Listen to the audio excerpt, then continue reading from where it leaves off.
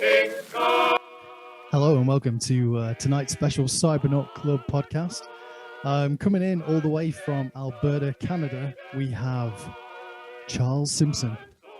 Charlie Simpson. I can't wait to see this guy. The last time I saw him was 2007. So I'm very excited. We've been arranging this, organizing this for a couple of weeks now. So yeah, it's tricky trying to find the right time and place and availability when one person's just outside London and one person is all the way in Canada. So yeah, he should be arriving any minute now. I'm not muted anymore. There you go. Yeah, I can hear you. All right, I'm gonna change my hat. You don't like it? No, I do like it, sir.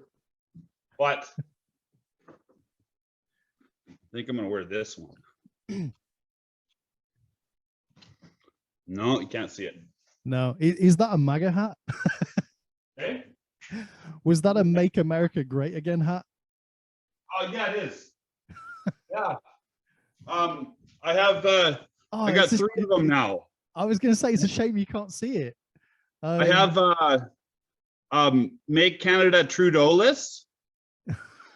Right? Yeah. And I made 20 of those. Right? And how are they selling? Yeah,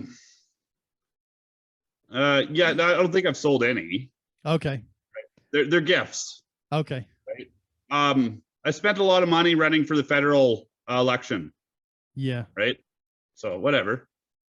And then when I was a candidate, I found out, like right away when I became a candidate, that if I get 10% of the vote, I get 60% of my money back.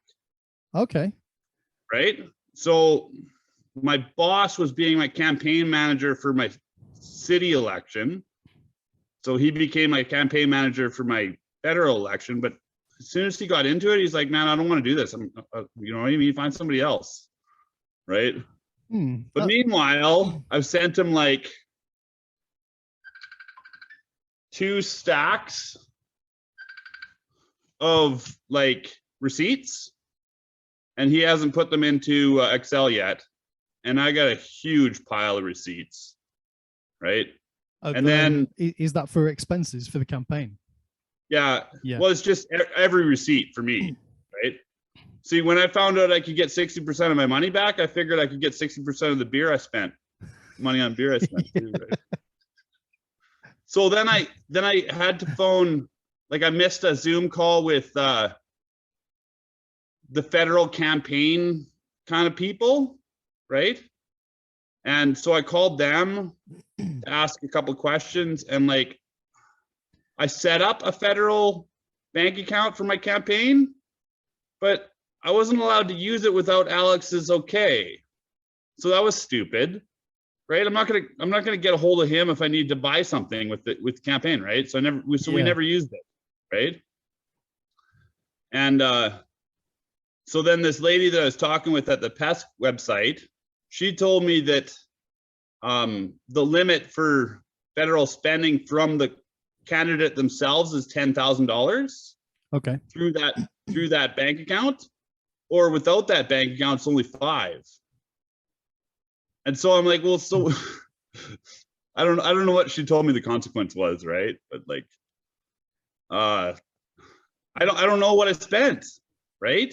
Because all the receipts haven't been accounted for. Like I spent $22,000, but I bought a motorcycle and a truck and got repairs done on my vehicle, and I bought a lot of beer, right? So most of the money I spent on beer and women, and the rest I wasted. What were your policies? Were you running purely on having a party? So now I'm going to change this to make Canada sing and dance, because he's on TikTok, right? And it also has my stuff on the back too, right? It's got my hashtags there. Okay, no bull, rock party. What's the bottom hashtag? Vote for Simpson. Vote for Simpson, yeah. Yeah, so I'll trim those back a little bit. I'll get rid of vote for Simpson. right? Because that's irrelevant. And like my friend Taylor Baccarat that I grew up with, he used to be the mayor of Smithers, and now he's a member of parliament for the NDP party, right? And so when I went to go visit Smithers, I like told somebody at the event that I was at that I was going to go see Taylor, the mayor. They're like, "Oh, Taylor bike rack," right? Because he's athletic and he stalled bike racks downtown. Okay. So his hat will say "tailor-made bike rack." Yeah. Or yeah. bike rack. You know what I mean? Like, like, tailor-made, right? Yeah, tailor-made is a good one. That's a really good one, actually. Yeah. Yeah, and then I'll play that thing that he knows about, right? And I'll write maybe Rock Party on the back. Yeah. Right? Get rid of Noble, get rid of Simpson, right? And then like the leader of the opposition, his name's O'Toole. So at first I made a hat that said "Make Canada O'Toole-less," but that's kind of dumb, right? So I came up with there's an O'Toole for every job. Yeah, that's good. Right? Yeah. So now there's 340 members of parliament. Okay. Right? So if I individual each one of them a hat, it'll cost me around $10,000. Yeah. Right? And I'll mail it out to them, right? That'll cost me some money. And then I will add the bills to it. One of the bill will be like writing this thing so that candidates and political parties are not reimbursed at all for any election expenses, right? Because nobody knows that that's going on. Yeah. Right. That doesn't seem kosher to me. That like if you like where is that 60% coming from? It's coming from the taxpayer, right? Yeah. Yeah. And okay, that seems a bit fishy. So I'll send one to everybody, but I'll send both bills, right? So I'll send that bill, and then I'll send them the $50 bill for their hat. Because it's a $25 hat. Yeah. Right. And I need to sell 2 of those hats to pay for the one that I send them. Okay. Right. So you know what I mean? I'll send them the bill and you can make your payment to, you know, to Charles Edward Simpson at gmail.com. Right. Yeah. Right. So I don't know, man. So what got you excited about politics, or is it would you call it local or local politics? And then when you talk about federal politics, that makes it sound like it's sort of like a Canadian statewide. You'd be running for senator, would it?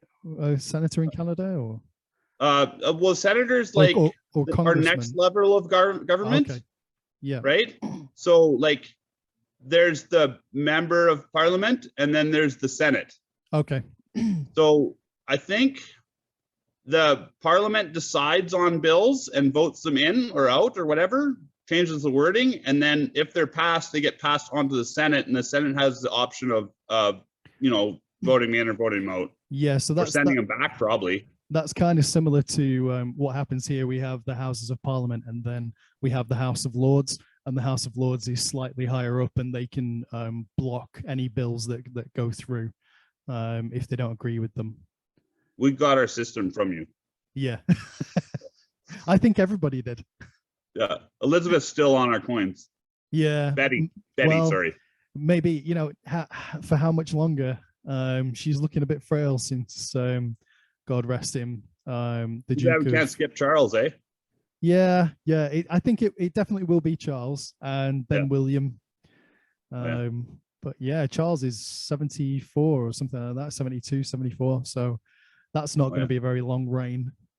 Right. So what got me interested? I used to work out at this gym called Johnny Be Fit. That's a great name. And so Johnny, he suggested that I run for city council, right? And that I could build a tunnel underneath the highway and we could man it with trolls, right? So, so I decided I was going to run for council, right?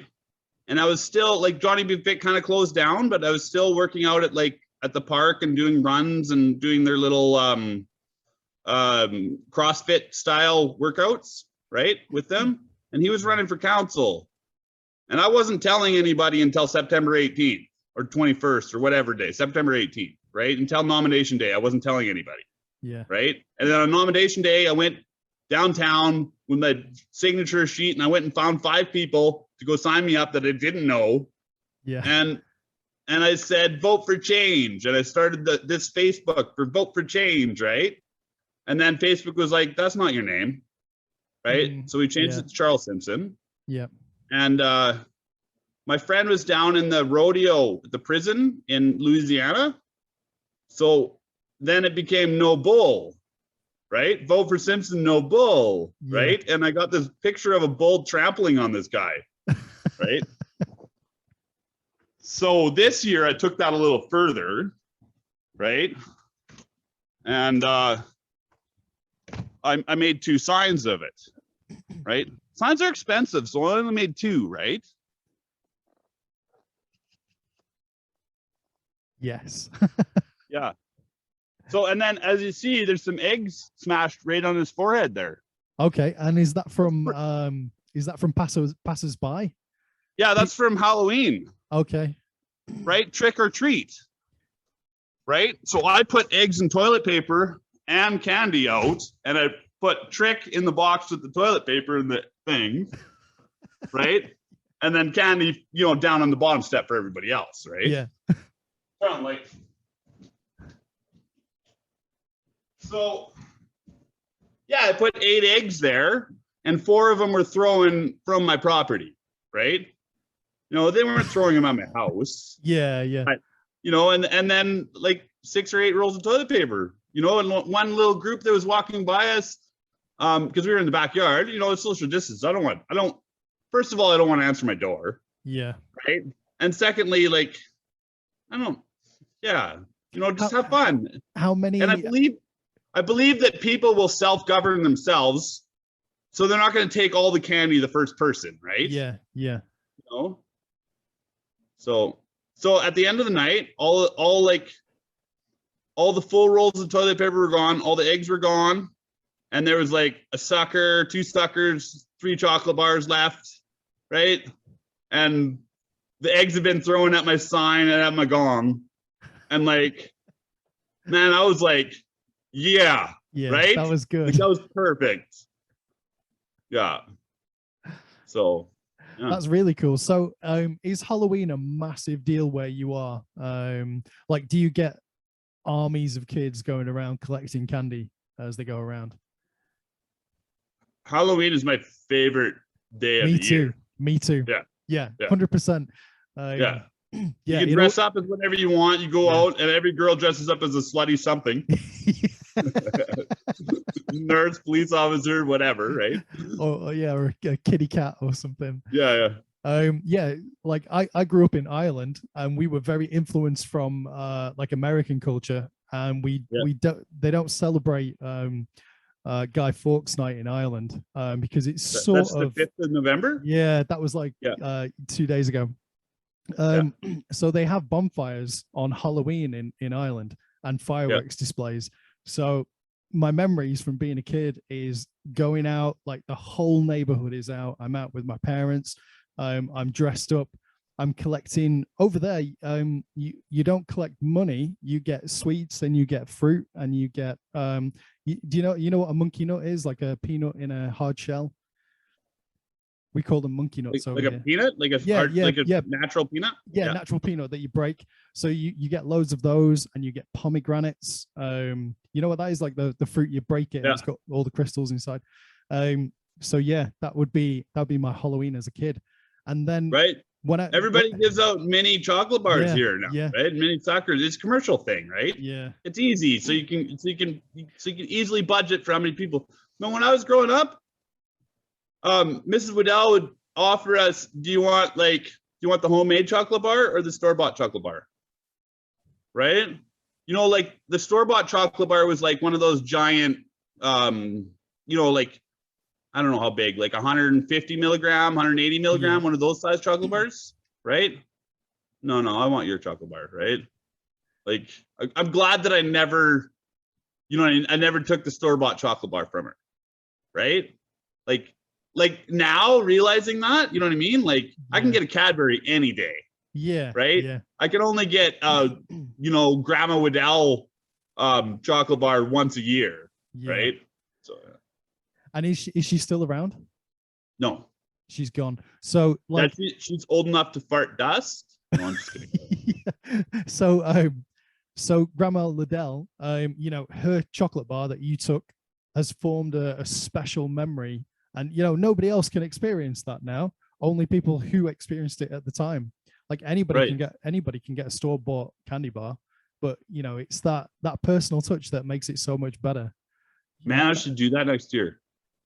You definitely should. Yeah, I think so. That'd be sweet. You could carry on the legacy, because there'd be lots of sugar and chocolate in it.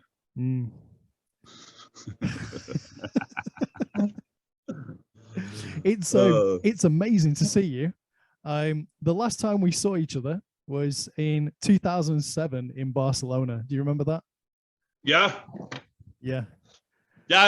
Remember, it was like, man, I really like that girl that we went out with from the States there. Yeah. Right. And but like we had this plan to go find a dingy bar, right? Like you came too, didn't you? Yeah, I came with you. Yeah, and the girl from Germany. Yeah, there was 2 girls from Germany. Okay. Like a blonde, a brunette, and then is it Maria Anderson or something like that? Yeah, Maria Anderson. Yeah, from America. Yeah, I tried talking to her 8 years. She was like, "What do you want?" Yeah. 8 years later, you know what I mean? 6 years later, whatever. Yeah. Right? I'm still in love with you. 2007. Why didn't we have kids that night? Yeah, 2007 in Barcelona. I fell in love with you, and I'm never gonna get over it. So, yeah. But dude, I noticed the is it on your left or your right? Maybe your right side. You've got on your cheek. You've got this. Oh, yeah, you got this scar on the cheek. Is that from Barcelona?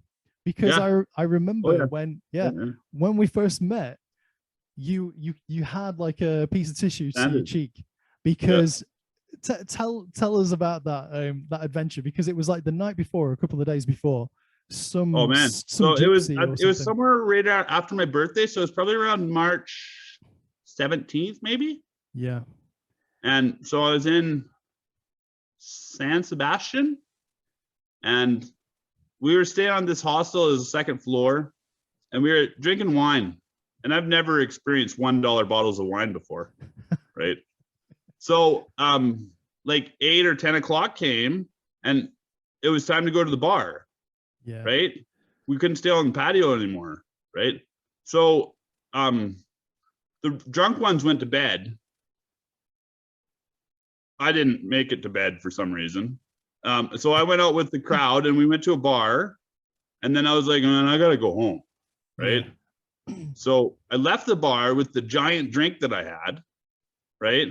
And then I think I met somebody outside, and they told me, no, you got to go back in the bar. Right? Like you have to, what are you doing? Get back in the bar. Right? So I went back in, and then I left again. I couldn't find my way in Spain when I was drunk. Right? So I was wearing that really bright green jacket with patches and like, I don't know, motocross stuff on or stuff like that. Right? Yep. And it just screamed American. Right? And I was 2 steps forward, 1 step sideways, right? Trying to find my way in a strange city. And these kids came up and like started talking to me, but I didn't understand. And then he had his hand in my pocket. Yeah. So I tossed him. I tossed him on the ground. I got 60 pounds on him anyways, right? Yeah, yeah. And then then him and his buddies were mad at me, and then I was running, and then there's lots of trash, and then I got surrounded, and there he swung the 4-foot fluorescent light bulb at me, and I blocked it with my arm, and it cut into my face. Yeah. Blood went everywhere. And they ran away, and then the ambulance came, and they took me to the hospital, stitched me up. Doctor showed me the thing. He didn't charge me because he wouldn't want you're beat up and then we took all your money, right? Yeah, yeah. So then I took a taxi back to the hostel. I had enough money for it because I didn't get pickpocketed. And then my sister started giving me shit, right? And I was like, not now, right? No. I'm washing the blood off my jacket. And then I got a little bit of sleep and we carried on. Yeah. So, And then was it like 1 or 2 days later that we met? Barcelona, no, that was the end of my trip. Oh, okay. So it was Yeah, so that was closer to 3 weeks later. oh, okay. So because you were your wound was still you were still nursing it like 2 weeks later. I remember it was quite bad, wasn't it? Man, it cut the salivary duct. It cut the saliva duct. Right. That's what it was. Yeah. When I went to a tapas bar in wherever my sister was studying, they give you a drink and a really spicy little bite to eat. Yeah. Right. And the bar is full. So I bite into the thing and I start salivating and fucking spit starts running out the side of my cheek, but it's like, but it's bloody too. And it's like bloody spit like leaked down my cheek, and like my other hand's got a drink in it. And this chick gives my sister a napkin and she says like, toma, which means like, fucking take these now, instead of like, here, have one of these, right? Like, so she said it's the rude version of take this, right? And oh man. But that continued to happen too. And then I came back to Canada. I got an appointment with the ear, nose, and throat doctor. I don't know if it was right away or not, but then I went back up to like the camp up north where I was working, like where there's like 2,000-3,000 people stay in the same building. Yeah. And my cheek stopped leaking because the food was bland.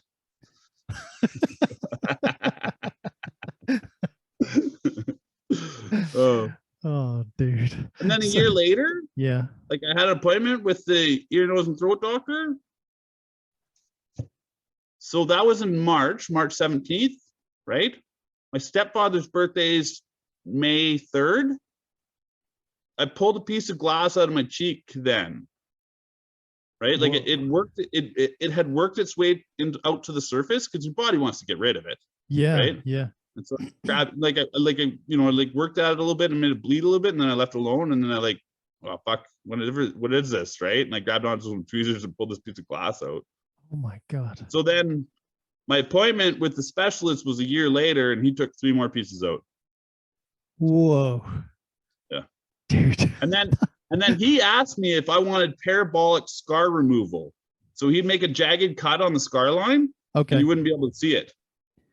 And I said chick stick scars. Yeah, exactly. Chick stick scars. Like, you got to leave that Normally scar I just tell him I got it eating pussy. No, I'm just kidding. Yeah. Where? Like, that's dangerous. Right. So I mean, like, yeah, it's a good scar. It is a good scar. I've been rocking a beard, like a lot. Yeah. Basically since like, I don't know. I've just been having a beard a lot more, right? Yeah, me too. It's a really lazy thing to do, right? Because you don't have to shave in the morning. You don't have to shave ever. No. Right? You just like, oh fuck, my beard's getting pretty unruly. Right? So every 2 months you run the clippers over it. Yeah. I can't believe that when I was in my like late teens, early 20s, how much money I wasted on Gillette shaving foam and Gillette razors and Bic razors. Like, and how much time I used to spend shaving. What a waste of time and money, guys. What do you think of the Dollar Shave Club? You think it's got merit or what? Well, yeah, I like their adverts, but I haven't used any of their products. I think it's a great idea if you are a clean shaven bloke, but I would typically go for like beard oils, and waxes like mustache wax and stuff like that. So I'm on the other side of the beard spectrum. Well, I was hoping like it's Movember for me here, right? Yeah. And is that why you've got this beautiful hairdresser and like wanted something wild? So this is what we came up with, right? Yeah. And so, but I was thinking of like trimming it back all month. Okay. So I get a new so I have like 5 different mustache styles, right? Okay. Right, and then I can finish off with the old Adolf. Yeah. Right. fuck? Take it back from him, man. He ruined it for all of us. Yeah, exactly. And, and then I can just say it's a chaplain. Yeah. Right? Really? Yeah, for sure. Like it was it Chaplin's first? Maybe. I don't know. I think so. Yeah, because his movies are silent. Yeah. In the 1920s. Okay. Yeah. So I think maybe a lot of guys probably had that mustache, but you know, he kind of ruined it for everybody. Have you ever seen there's like a TV movie with the guy from Trainspotting, the crazy Scottish fella. He plays Uncle Adolf Hitler, and he in that he's talking with these Americans, this like rich affluent American couple, and they give him the idea. They say, you know, oh, look at Stalin, like look at how proud his mustache is. You really need a unique look like that. And then the next time you see him in the new scene, he's wearing the lederhosen and he's got the Chaplin mustache. You know, so it was like a couple of Americans like inspired him to do that, to make him stand out. So when he was on the poster, he'd be memorable. Hey, my next door neighbor and good friend, he's German, eh? And he tells me that that thing was the whole Holocaust. That was all a mistake. Okay. And Uncle Hitler woke up one morning, and his mouth was pretty dry, and he was like, "Get juice," and they heard gasp juice.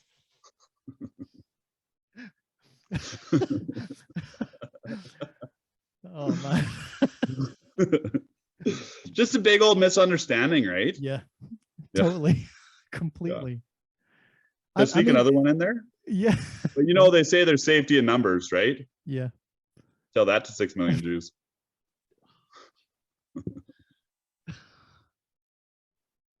It's a good job you're in Canada and you have freedom of speech. Oh, absolutely. But those are those are fine. Like I know where I stand, right? I stand with humor. I get the other things, right? Like, yeah. Man, the guy that I ran against, the guy that won here in the federal election, he blocked 2 motions from, you know, like the one required unanimous consent.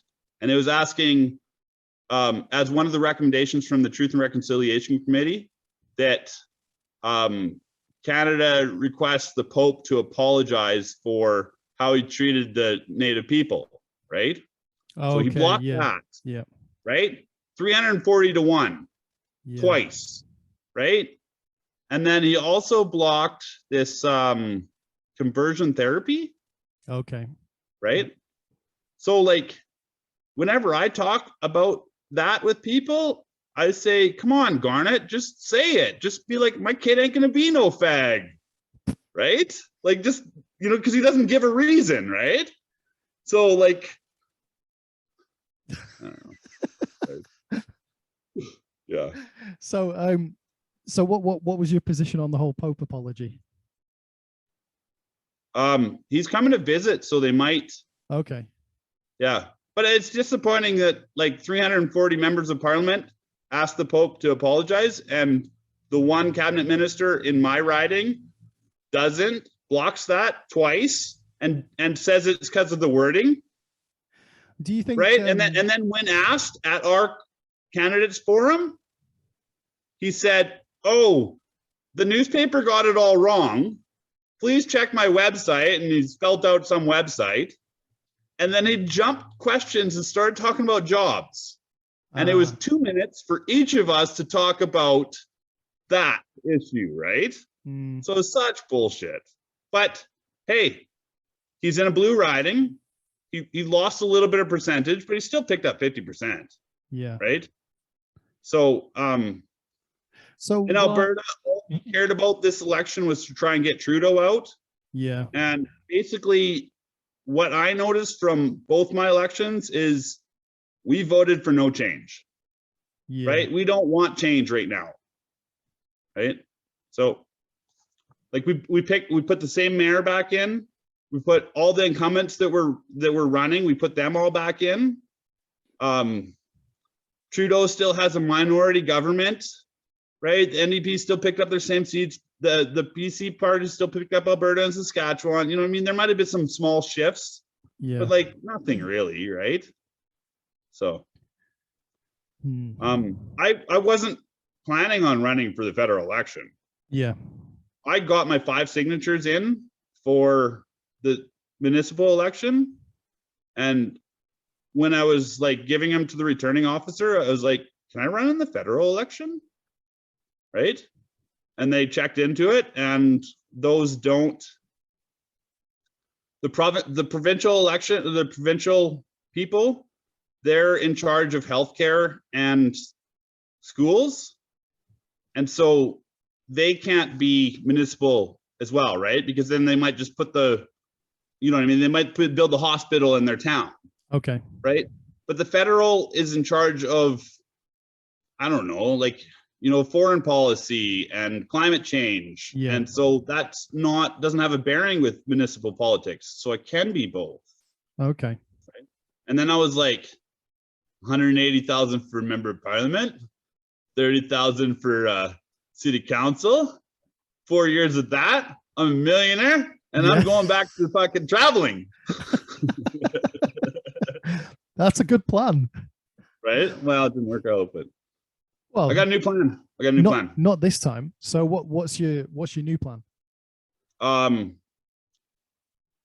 I threw out a lot of fresh ideas when I was running for city council, right?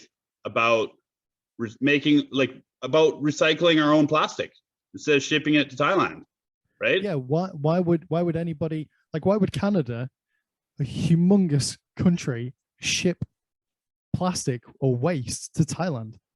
Because that's insane. Because you get the same type of plastic when you use poly beads, right? It's consistent. Instead of having like, you know, instead of having A, B, C, and D, you're going to end up with brown every time, right? So you can't have like high quality, clear plastic items made from recycled plastic, right? Yeah. But, so I'm thinking that we take our 4-liter bottles, right? I don't know what those are, 2 pint. Yeah. Take our, you know, like bleach and Tide and all those type of things, right? Yeah. You know, because we get deposit on our water bottles, right? But if we take those bigger bottles and we cut them up, crush them into fibers or whatever here in town, and then we get a press and we heat it up and we build speed bumps. Okay. Right? Because there's this, like when I was walking around, there's like, oh, I hate how they drive, you know, this is racetrack road, right? Yeah. You know, they just take off on this corner, right? So like, hey, you know, like Molly wants to put a speed bump in front of them, in front of their house, right? So Molly calls the fucking speed bump department of Fort Saskatchewan, and they come out there and we're like, yeah, I can see why you'd want a speed bump here. And then they lay out this plastic speed bump and they hilt it into the ground and it stays there until winter, and then we take it out. Yeah. But meanwhile, let's make it into a bike jump, because kids are now allowed to play on the street because, you know, there's no traffic anymore. Yeah. Right? Yeah. And what about skateboarders were like, what about us? So now I got to put lights up in the skate park for them. Yeah. And what about using the plastic to make bricks for houses? So that, you know, instead of using concrete and minerals from the ground, use it to make bricks. I've seen on LinkedIn people in Africa. You think I could pour a slab with plastic? I'd really like to. Yeah, like giant Lego bricks. Do you know what I mean? Well, like, no, what if I want a 2,000 square foot or whatever that is in meters, like cement pad to build a house on, but I want that built out of plastic instead. Can I pour it on site? You know, because concrete's a huge like carbon maker, right? Yeah, so I think it comes in you know, interconnecting blocks. So if you wanted like a flat surface, but just like a jigsaw. That's cool, but it comes at bleach bottles for me, right? I'm not buying those blocks. I'm getting the free stuff on garbage pickup day, and I'm going to get somebody to sort it for me. Yeah. Right? You know what I mean? Because I want to get it for free. But can you not invest in a press to make the bricks out of the collected waste? I'm looking at something really big, right? I'm looking at a piece of property for $1.7 million. It's 35 acres of Riverview land, and I want to build 283 houses on it. And I want methane capture from our sewer system to heat the slabs. I want solar panels on the roof. I want water collection to go into the pond. And ideally, we don't use fluoride to treat the water that goes back into the house. Yeah. Right. We're going to have to beef up the electrical because even if we're like, like over the year, we make 1,000 watts, but we also use 1,000 watts. But so at nighttime, we're using that 1,000 watts, and in daytime, we're making it. So so we need a big enough infrastructure so that we can export the power in the daytime and bring it back in the nighttime. Yeah. I'm going to scrape all the dirt off the land, and then build everything and then put the dirt back. I was thinking about rubber sidewalks. So you're going to build the houses under the ground or No, I'm going to build one level houses. Okay. Right. No stairs in the whole place. Yeah. Lots of storage. Barbecue patio areas with walls built into them. And you're talking about rubber pavements to stop kids from hurting themselves when they fall over, and old people and stuff like that. Everybody's their kids have moved out of their house and they're looking to downsize. Yeah. So I built them a 2-bedroom house because they don't sleep together anymore. Yeah. Right. I give them lots of places to store things. I don't know if there's a shed or a shop or a garage. I don't know what the parking situation is. Right. There's a strata, right? After you buy your house, you still have to pay $400 a month, $500, whatever it is, right? But in that, you get utilities, right? Okay. Because we're making our own electricity. We're cooking our own shit, right? And then man, I watched the video on green compost and extracting the methane off that, and the final product is this this water that you can use that's super rich for compost, right? Okay. But what's the byproduct after you get the methane off the shit, right? Yeah. Do I have to take that out by train and have it disposed of somewhere? Probably. I don't want to just dump that in my river, right? And the train track's right there. So I got to build a siding for the train. And then I could buy a train car. And then I could put my mom on a fucking train trip across the country. And I can just have this train car that fucking CN pulls around and people go and they hang out in it for a week or two or 2 days or whatever. And it gets shipped from place to place and you get skip the dishes to come there and you just party on the fucking train and you know what I mean? Like the Orient Express. Yeah, but it's kind of like a freight train. Yeah, yeah. With this car on it, right? So and then you're independent, so COVID doesn't fucking matter. Yeah. Right? You got your own living quarters, you got your own fridge, you got, you know what I mean? You can, yeah. So regarding food production, is there going to be any of that involved? Because obviously you're making fertilizer, or you've got nutrient-rich water as a byproduct. So the land surrounding the properties, are you going to grow any mixed crops or vegetables, or have you got any idea about currently that farm is producing wheat or something like that? Yeah, like a monocrop. Right? Yeah.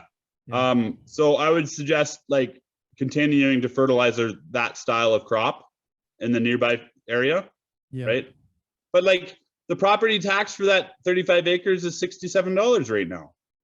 Right. So I can see that the county getting on board, because they're going to change that $67 to fucking $15,000, right? Yeah.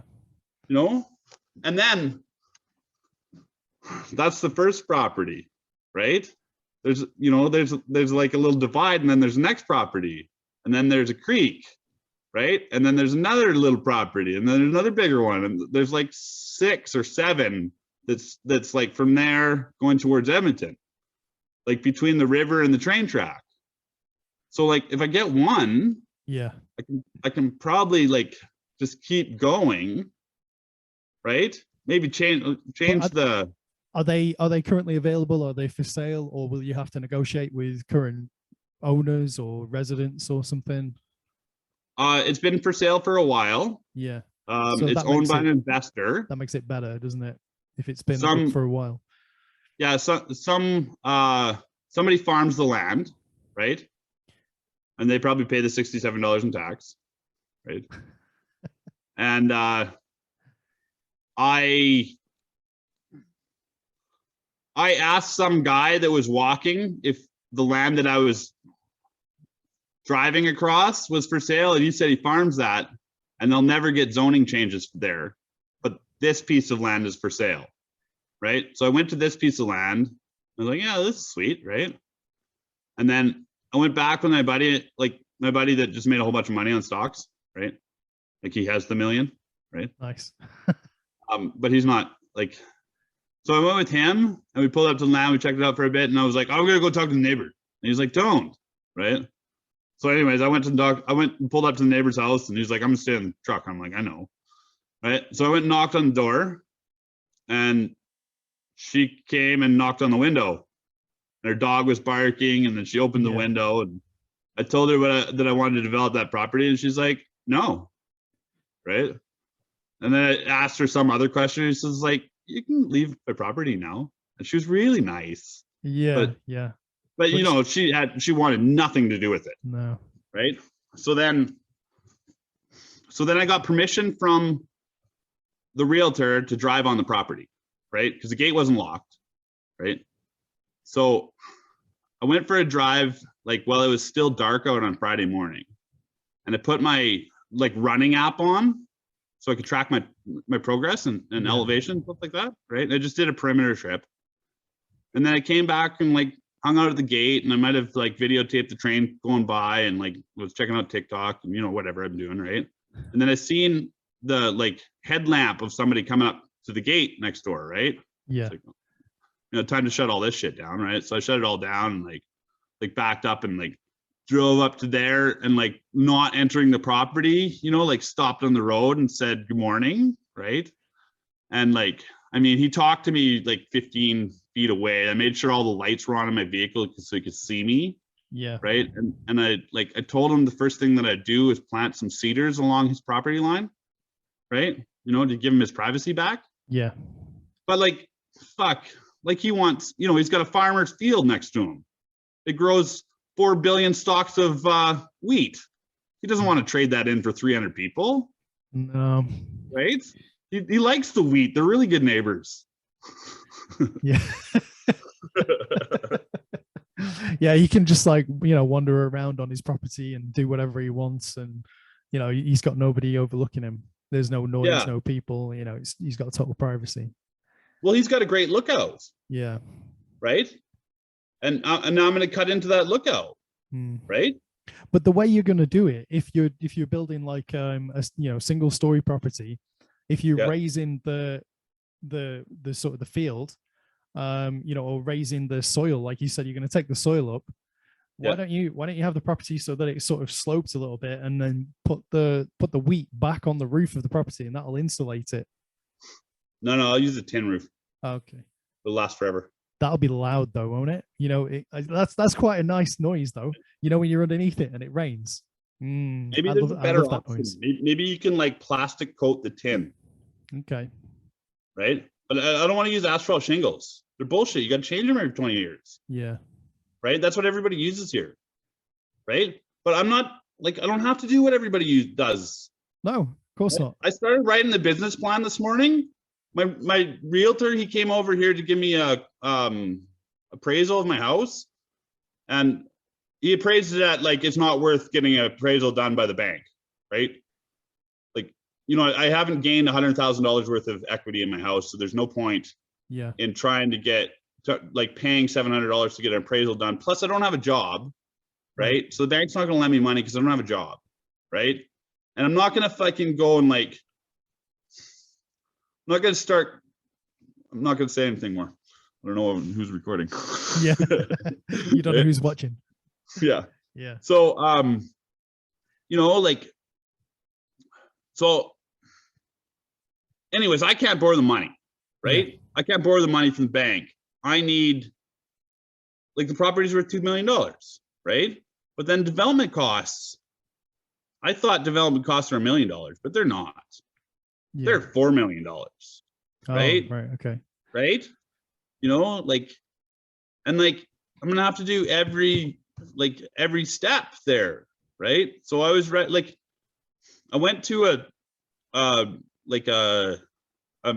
start your own business class a couple years back, and I started like electrical solar business, but I Yeah. never did any work, right? I never like I went and like did a couple installs with somebody else, but I never did any bidding. I never did, you know what I mean? I didn't do like, so how do you go and like sell your product as a business when you have no experience in it? Yeah. Right? Sure, I'm an electrician and solar panels are easy, but you know, like, and then I started watching YouTube videos that say solar panels are bad because they're not recyclable and so on, right? And they're, you know, carbon heavy. And so then I got discouraged and depression kicked in, and, you know, yeah.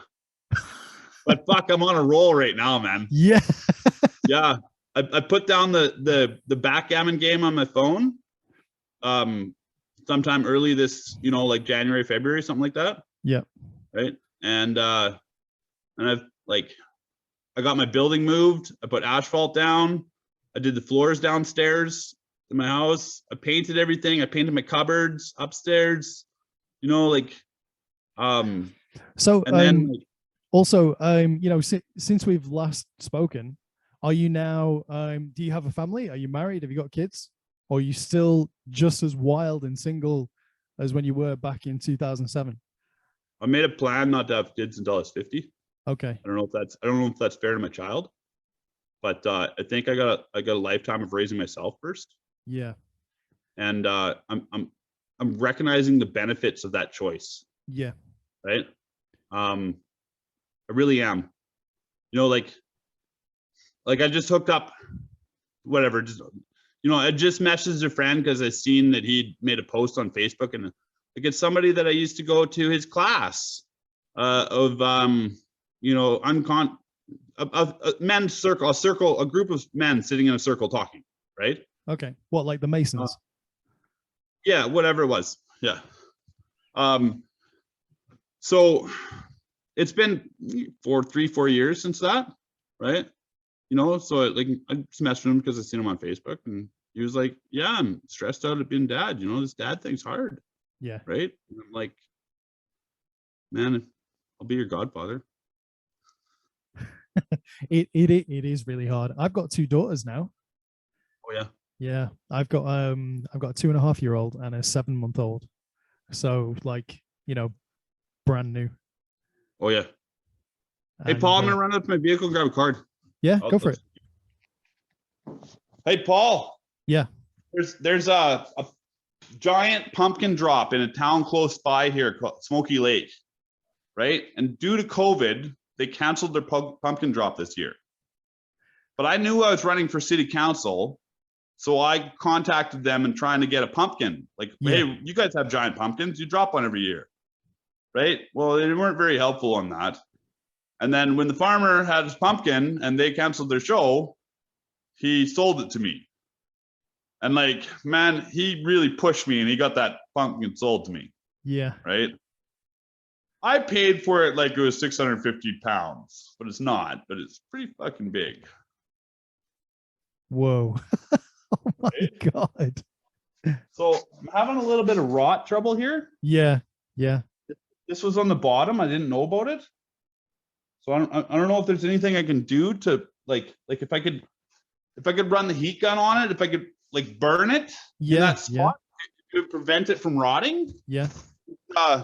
The greenhouse told me to dry it out if I wanted to keep it. Okay. Right? So how are you going to do that? Use a hairdryer or something like that, or you know? Well, I got it in the garage with that, you know, with the forced air heater on it, right? Yeah. And I also have a heat gun for electrical, but I need to know if that's the right you know, I need an expert to tell me that I'm doing the right thing, and then I'll go for it, right? Maybe I need to cut all the soft rotten stuff out, and then like burn the meat so there's like a layer that protects it from air, or maybe I need to put petroleum jelly on it, or maybe it needs its skin to breathe. I don't know how it works, right? Well, if you were like, let's say for instance it was a steak. I've been watching a channel on YouTube called Sous Vide Everything, and Guga Foods, and Guga dry ages steaks and different foods. So he uses loads of different methods to maintain food. So maybe if you had like a big enough bucket and you put it inside and put it in a salt bath, then the salt will protect it, and you have to keep that in a refrigerator, and you can just dry age it for, you know, as long as you want, and then you bust through the salt, because it makes like a crisp like outer shell, and then the thing is inside protected. You could probably keep it for 28 days or something, or maybe a month or longer, until you figure out what it is you're going to do with it. But the salt will kill the bacteria as well. So maybe I can put the salt in the rotten spot. Yeah, it'll pull all the moisture out of it as well. Yeah, I like that. It's better than that burning it with the heat gun. Waste of electricity, right? I just have to walk over to the ocean, get some salt, walk back non-violently. How far are you from the ocean? What can you describe your area where you live? It's a long way. Yeah. Well, like up there where I was working, they call that the Albion Sea. There was a big oil spill up there a couple million years ago, and we've been cleaning it up lately. Yeah.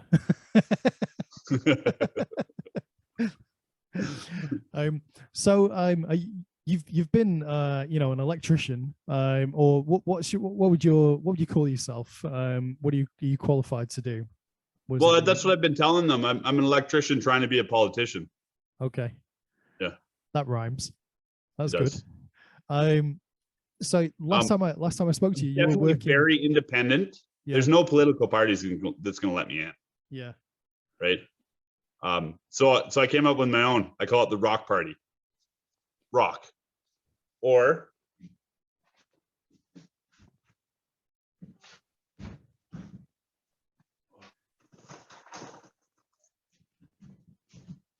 I give you that. Yeah. And you're like, the Rock Party? I've never heard of it. Yeah. And then I'm like, here, now you're a member. Right? And like everybody's got rocks next to their driveway at their house. Right? You know, some people, like, I'm playing with two right now, man. I'm rolling them around like those marbles, right?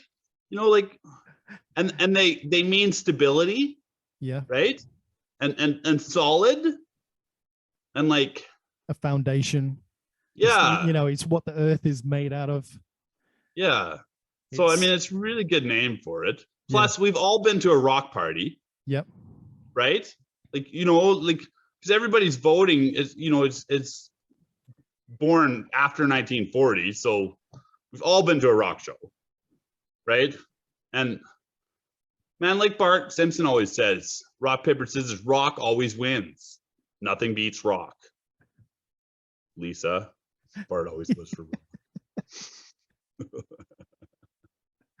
So what other adventures have you been on? Obviously you've got this massive political adventure. What else have you done in the Oh man, like I'm a Land Rover driver. Okay. Right? So I bought a Discovery 1 when it came back from the motorcycle, right? And I drove that until I broke it. I broke the diff on the front, right? So I bought a Discovery 2, right? Not as good. No. Right? And then I broke that one, and I had to resort to like station wagon car for a while with a dent in the fender, like for like over a year. Like Marge Simpson. I guess, yeah, like that. Yeah. So there's this thing in Alberta about 10 years ago. It was truck nuts. And you hang these balls off the back of your truck, right? So I was going to get some for my station wagon. So I seen some in the drive-through, right? Yeah. So I borrowed them off the guy. I made a mold of them and I poured some out of plastic. Made a mold with cast, right? So I was going to make a mold. I was going to use that cast stuff and make a mold of myself. Yeah. I was going to say, you've got some there. You can make a mold of those. Yeah. So then I'll mold myself in this pose, right? Yeah. And then I'm going to put it up in the little community where I grew up by the bridge, right? Like that, like we're going to pour it with aluminum because he's got like Richard Chambers has a little aluminum smelter there.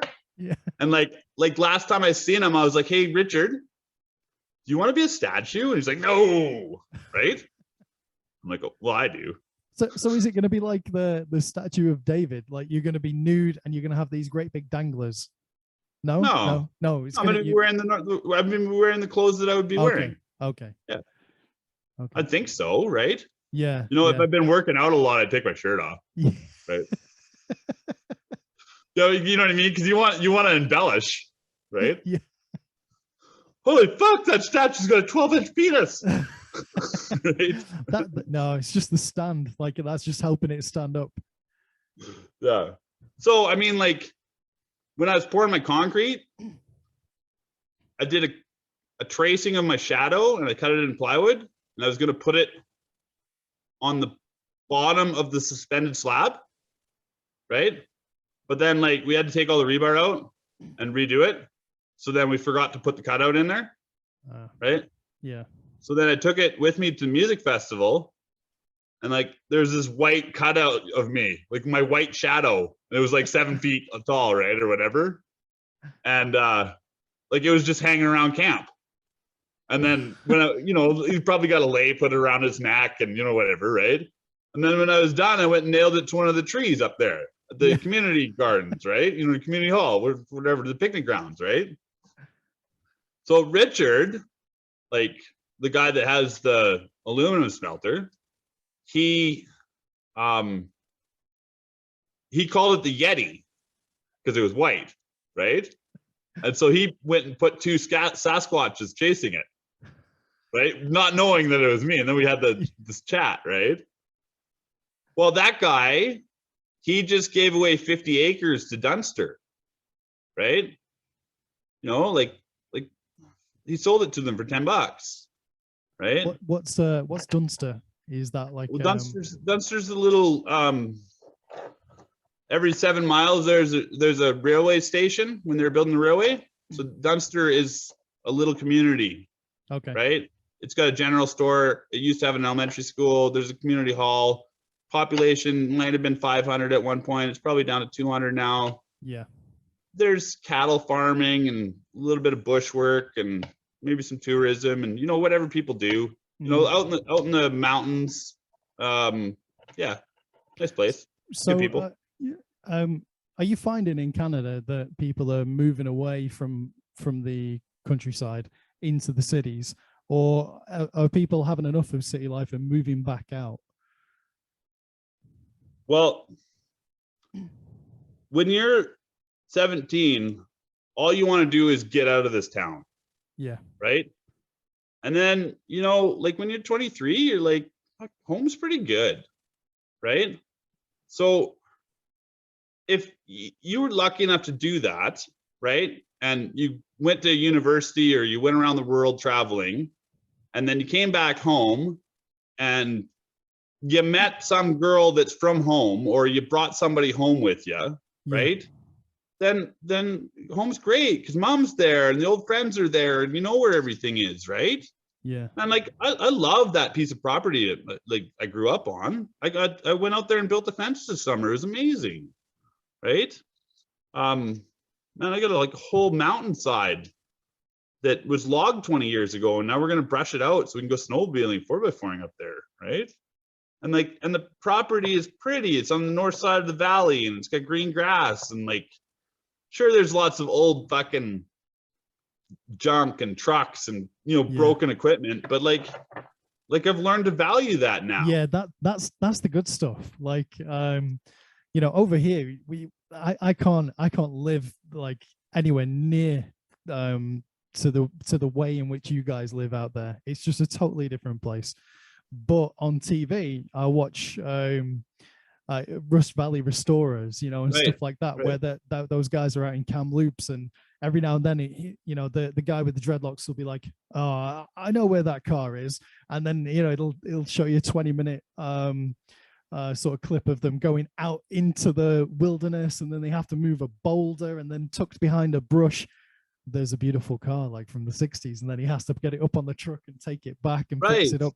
So, you know, for me, that sort of countryside is like, you know, when you see something that's rusty and old, that's like treasure hunting. You know, you're finding that nostalgia, that treasure that's hidden out there. It's all part of your heritage and your history. Like it's definitely, it's not junk, like, you know, it's not like on a rubbish tip or, you know, in a landfill. It's just waiting to be found, isn't it? It's like little gems in the forests.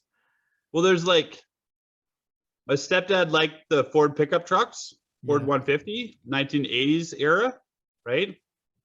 And so he'd buy them for, you know, $1,000, $2,000 for, you know, like when they're broken, right? And so I think there's like 13 of them on the property, right? You know, and you just keep stealing parts from each other. But now they're all like, you know, like earth is growing up on them. Yeah, starting to sink. Yeah, they're going back into the ground. Yeah, but I have my own little collection of vehicles out there. I have a van that was converted into a camper and had a tree fall on it, so it's hard to open the door, right? That was my friend's, right? And I got it from his dad's property, you know, just to help out, right? And I have this motorhome, like a class C or A or whatever, like a van in the front and then a motorhome in the back. And that thing is a 1976. It has like 23,000 miles on it. And like, that's not a lot. But the roof was leaking. Yeah. Because somebody drove away with the awning out, and they, you know what I mean? Like, so I ripped all the interior out. And so now that's how it sits, right? Mm-hmm. And like I painted the roof, I put the roof protection on there. And the motor's good. So I got that thing. I had a roommate that owed me that owed me money for rent. Yeah. So I made him give me the RV. So I bought it off him for $20. And then I have a tractor. I have a Massey 44 tractor, like a 1950s, 60s tractor, right? Does it go, or is it? No, it's seized. Yeah, it's seized, right? But I went to the tractor pull here, in like close to here this year, right? You just pour Coca-Cola in there. Oh, right. Yeah, and it just takes all the rust off. I guess so. I don't know. Yeah. I thought I did diesel, so there's diesel in it right now. Yeah. But like, that's where I got my 100 signatures for member of parliament, right? Was at the tractor show. Yeah. And I got this card where I'm like tipping my hat from 4 years ago when I ran for council, right? And so I made that up again, right? And like, I mean, I got some signatures, but I also got some, like, without saying it, fuck off politician, right? You know what I mean? Yeah. And then like, I'd stepped on some glass just before then, right? So I went into town and got a pedicure, right? And I got them to, like, you know, cut a hole in around where the glass was with their little tweezers, right? So cut the skin out, right? Yeah, yeah. And then later on, I put the poultice that my mom's recipe, right? It's a dish soap. Just scrape some dish soap, make a paste. Yeah. And then put it on the sliver or whatever it is, right? And wrap a tensor bandage around that. And then next morning, it's out. It just pops out. Yeah, because the skin's all loose because it's wet. Yeah. And then I think that the body doesn't want it out, and the soap's probably pulling it out. You know, so that's when my mom taught me that one, and my dad taught me to grow a mustache. You just smear some honey on here and chicken shit on the inside. Chicken shit scares the hair out, and the honey draws it forward. So then I went back out there, right? Because I owed somebody a coffee or donuts or something like that. I had to buy. Like, he paid me, so I had to, right? So, so I went through the drive-through, and then somebody paid for the donuts, right? Do I call that a campaign donation, right? Because that's what it was. Yeah. So then I drove over there and give the donuts to the people that were supposed to get them, and then I ran into that guy, and then like the event was closed, right? And so on my way into that closed event, my uncle pulled up. So my uncle and his wife signed my papers, right? And then, man, I'm like, I'm 40. For everybody else that owns an antique tractor is 80, right? Yeah. So we had to take down all the tents. So I fucking worked my ass off, right? Just because, like, you know, just cuz, right? Yeah, just to help out. And then I got the signatures. Nice. Yeah. You know what I mean? Because you fucking worked for it. Yeah. Right? Yeah. And now you deserve it, right? Yeah. So, man, fuck, that was tight, eh? Like the returning officer, she phoned Ottawa to see if they'd accept some of the signatures that didn't have the city address, because the city is the county. Okay. Right? So when you say, this is my address, Strathcona County, it doesn't fucking fit in that space, right? Yeah. Yeah. So they approved that, and you need 100 signatures, and it probably started off with 13 pages of 10 signatures per page. And I had 103 that counted. So That's I was out getting more close, signatures. Yeah. I was on the last day. Yeah. She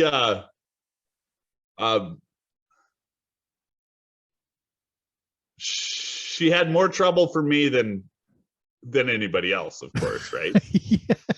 But I was definitely the most, you know what I mean? Like I'm sure she's happy that she had that trouble. Yeah. Right? You know what I mean? Like, you know, well, yeah, you know, I drove by an election site with my big giant sign on my trailer. I wasn't allowed to do that, right? Yeah. You know, I went somewhere where I wasn't supposed. My sign was at a church that was used for polling, as a polling station, because I went and like put it there on Saturday night, you know, before church, right? And I left some over by the bench. You know what I mean? I put some in the mailbox, but I also left some by the bench. Yeah. Right underneath the rock. Put 3 of them underneath. You know, well, you're using your brain. You know, like, you know, why should you? Yeah, you put, it's a rock party, so you put a rock on top of it. Doesn't blow away. Why should you be punished for using your brain? Well, but you got to follow the rules. Yeah. Guidelines, right? Mm. You know, so I'm trying, right? Man, the bylaw guy in Fort Saskatchewan, fuck, he was on my case, eh? Yeah. Right. First of all, I made, like I took down a bunch of electrical equipment, right? So I made a stencil and I spray painted cardboard boxes. Vote for Simpson, no bull, right? And I put them on a wooden stake, and he took them down, right? Because they're made out of cardboard and they're not going to last. Well, okay. Fucking let them not last then. Yeah. Right. You know what I mean? Like maybe your other candidates don't go around and look at their signs, but I do. I go and maintain mine. Right. Yeah. And so, yeah. So, I mean, he let me know, right, about that. And then, like, maybe my election sign was too close to the highway that got taken down. And then, like, I had that giant bull, like on, like, flat on a fence, like, quite a ways away from the highway, but like along the highway in town, right? And so you couldn't really see it because it was flat to the highway, right? It wasn't on a 30-45 degree angle, right? Yeah. So I got an arrow and I pounded it in, and I put one of the, like, Make Canada Trudeau-less hats on there. Well, fuck, he took that down because it wasn't 3 meters from the highway, right? Whatever, right? So then, like, that election was over. I went and picked up all my signs, right? Yeah. And I, like, like most of them were not in Fort Saskatchewan, because I was doing my, like, I should have campaigned in Fort Saskatchewan the whole time, but I didn't, right? I campaigned in the riding, right? And so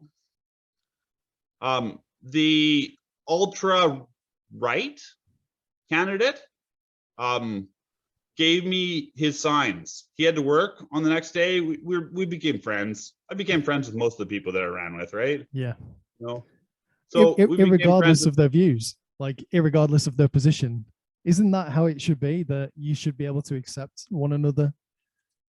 Oh man, I like, yeah, I had the opposite of that the other night too, right? At the like the horseshoe making competition, right? You know, like I don't want to talk about that one.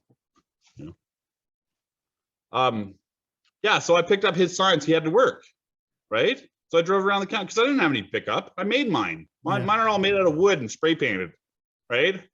So I picked up his little Coroplast signs, right?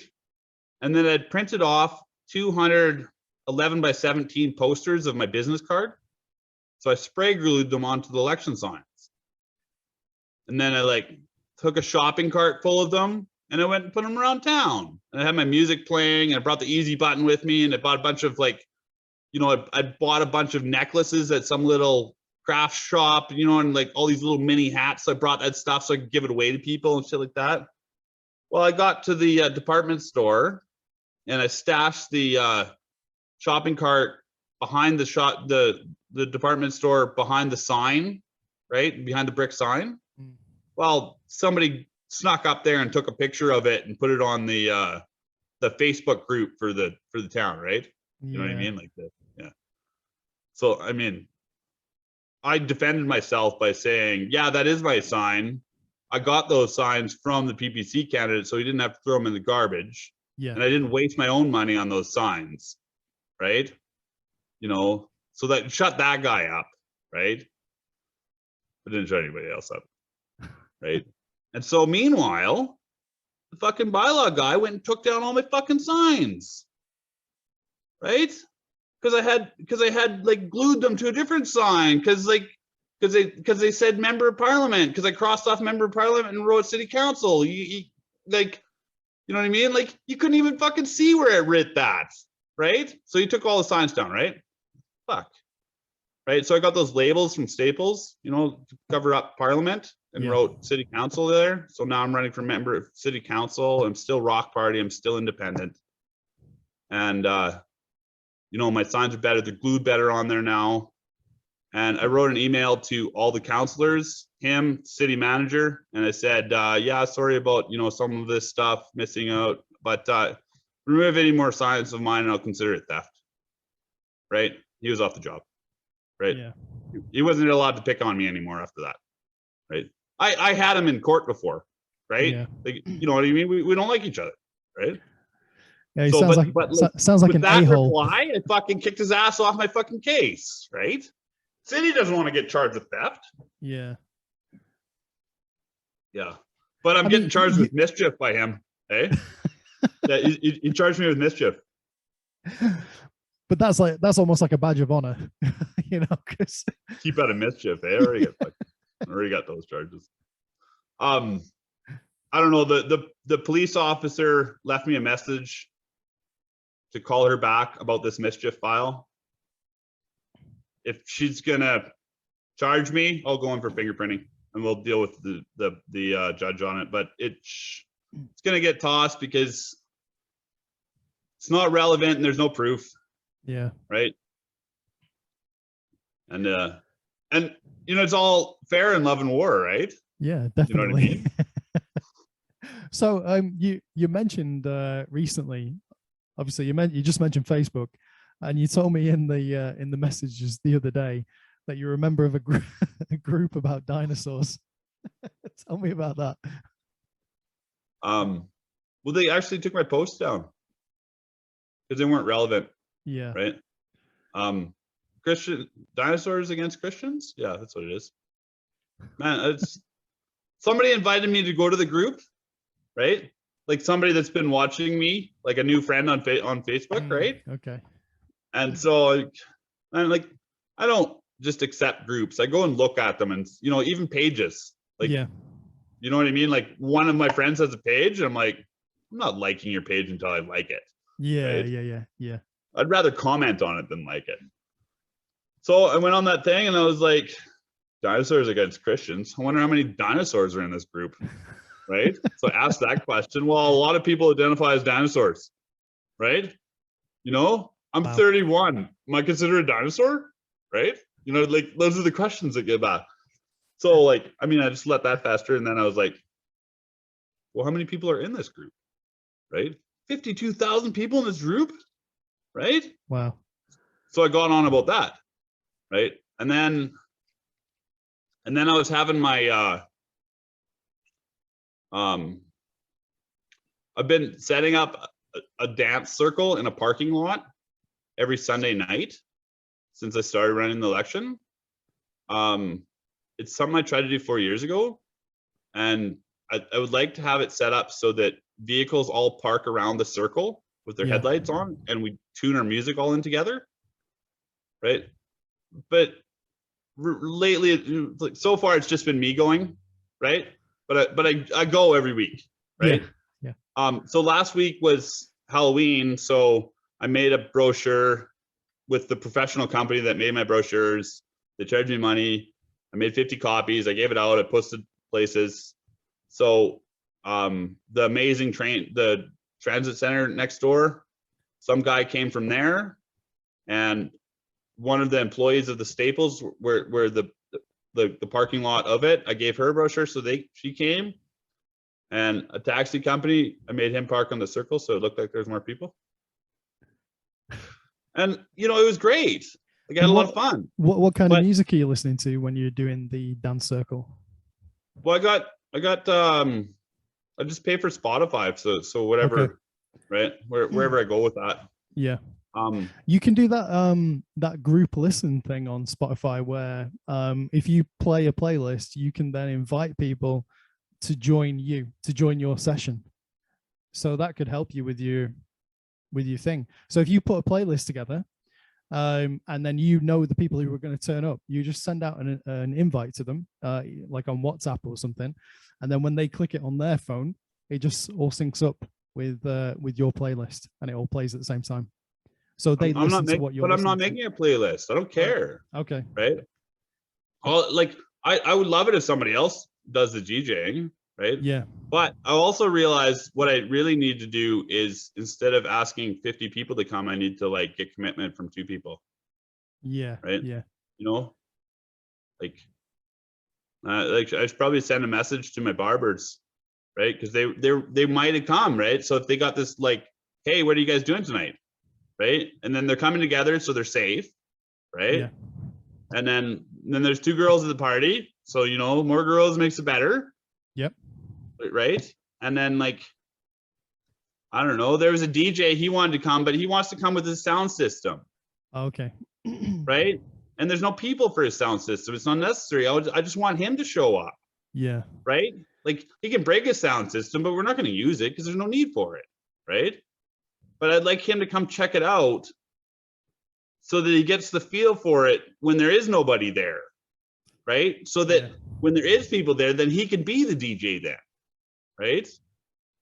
But I don't know, weather permitting, I'm just going to keep laying out. So the other weekend I was there, and there's like a couple defects in the asphalt, and I laid out around a drain in the asphalt, right?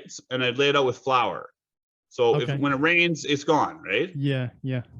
And so I was looking at the defects, and I was like, well, if I could like cut a perfect circle in the asphalt and just put new asphalt in there, then it would be black asphalt. I wouldn't have to do this flour thing every week. Yeah. Right. So I did some asphalt this year. I think I could do a pretty good job. Right. And so I asked the Dinosaurs Against Christians how I cut that perfect circle. Right. And they're like, irrelevant, but this is kind of cool what you're doing. Yeah. Right. You know what I mean? But then, like, I see like 4 or 5 days later, they just cut a bunch of my posts because they weren't relevant. Right. Yeah.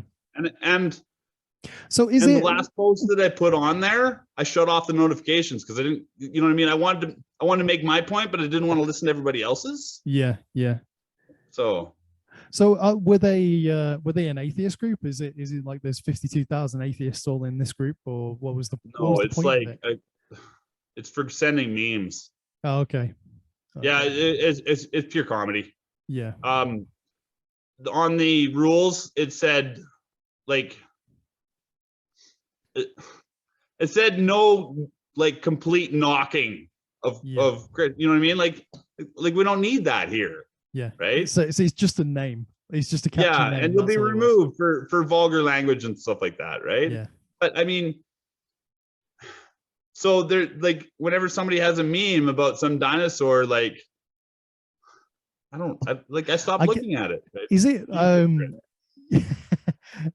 I remember not too long ago around over here, there was loads of images and memes of Jesus riding like a T-Rex or riding dinosaurs. Have you seen anything like that? No, but that's I'll probably on find there. them. Yeah, I'll find Right? them and I'll add them to this. Like there's Jesus like petting dinosaurs and stuff because of the age of the Bible and Right. the being around for 10,000 years or what have you. You ever read much of that? The Bible. Yeah. I used to. I went to Catholic high school, and I was born in Ireland, and I was brought up a Catholic. So, yeah. Did you read for yourself? No, when I was a child, it was prescribed. Like you had to go and do it. You had to go to church. You were taught religious education in school. But yeah, I've always been very open to everything. So never, I'd never take the stance, oh, I'm right, you're wrong, or anything like that. I was always very interested in theology, and so I'd look, I'd be the kind of guy to invite the Mormons in and make them a cup of tea, and sit them down and well, there's I mean, it's an amazing book. Yeah. And there's so many lessons in there, and we base our Christian society on it. Yeah. Right. So like, and there's a lot of truth to it. Yeah. Right. But like it is Mormon, right? It's Seventh-day Adventist Church, or maybe I'm not sure. So like I went into their church when I was running, right? And he asked me if he could send me a Bible verse every day. He does it for the current mayor, right? I said, sure, I gave him my phone number or whatever. And then I just like every day I was looking at him like, these don't fucking mean anything.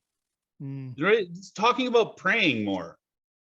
Right? Or you know what I mean? Like it didn't. When Samuel L. Jackson says that line in Pulp Fiction, like that's got some girth to it, right? Yeah. But the stuff he was sending me, I was like, can you please stop sending them to me? And they sent me another one, so I blocked them.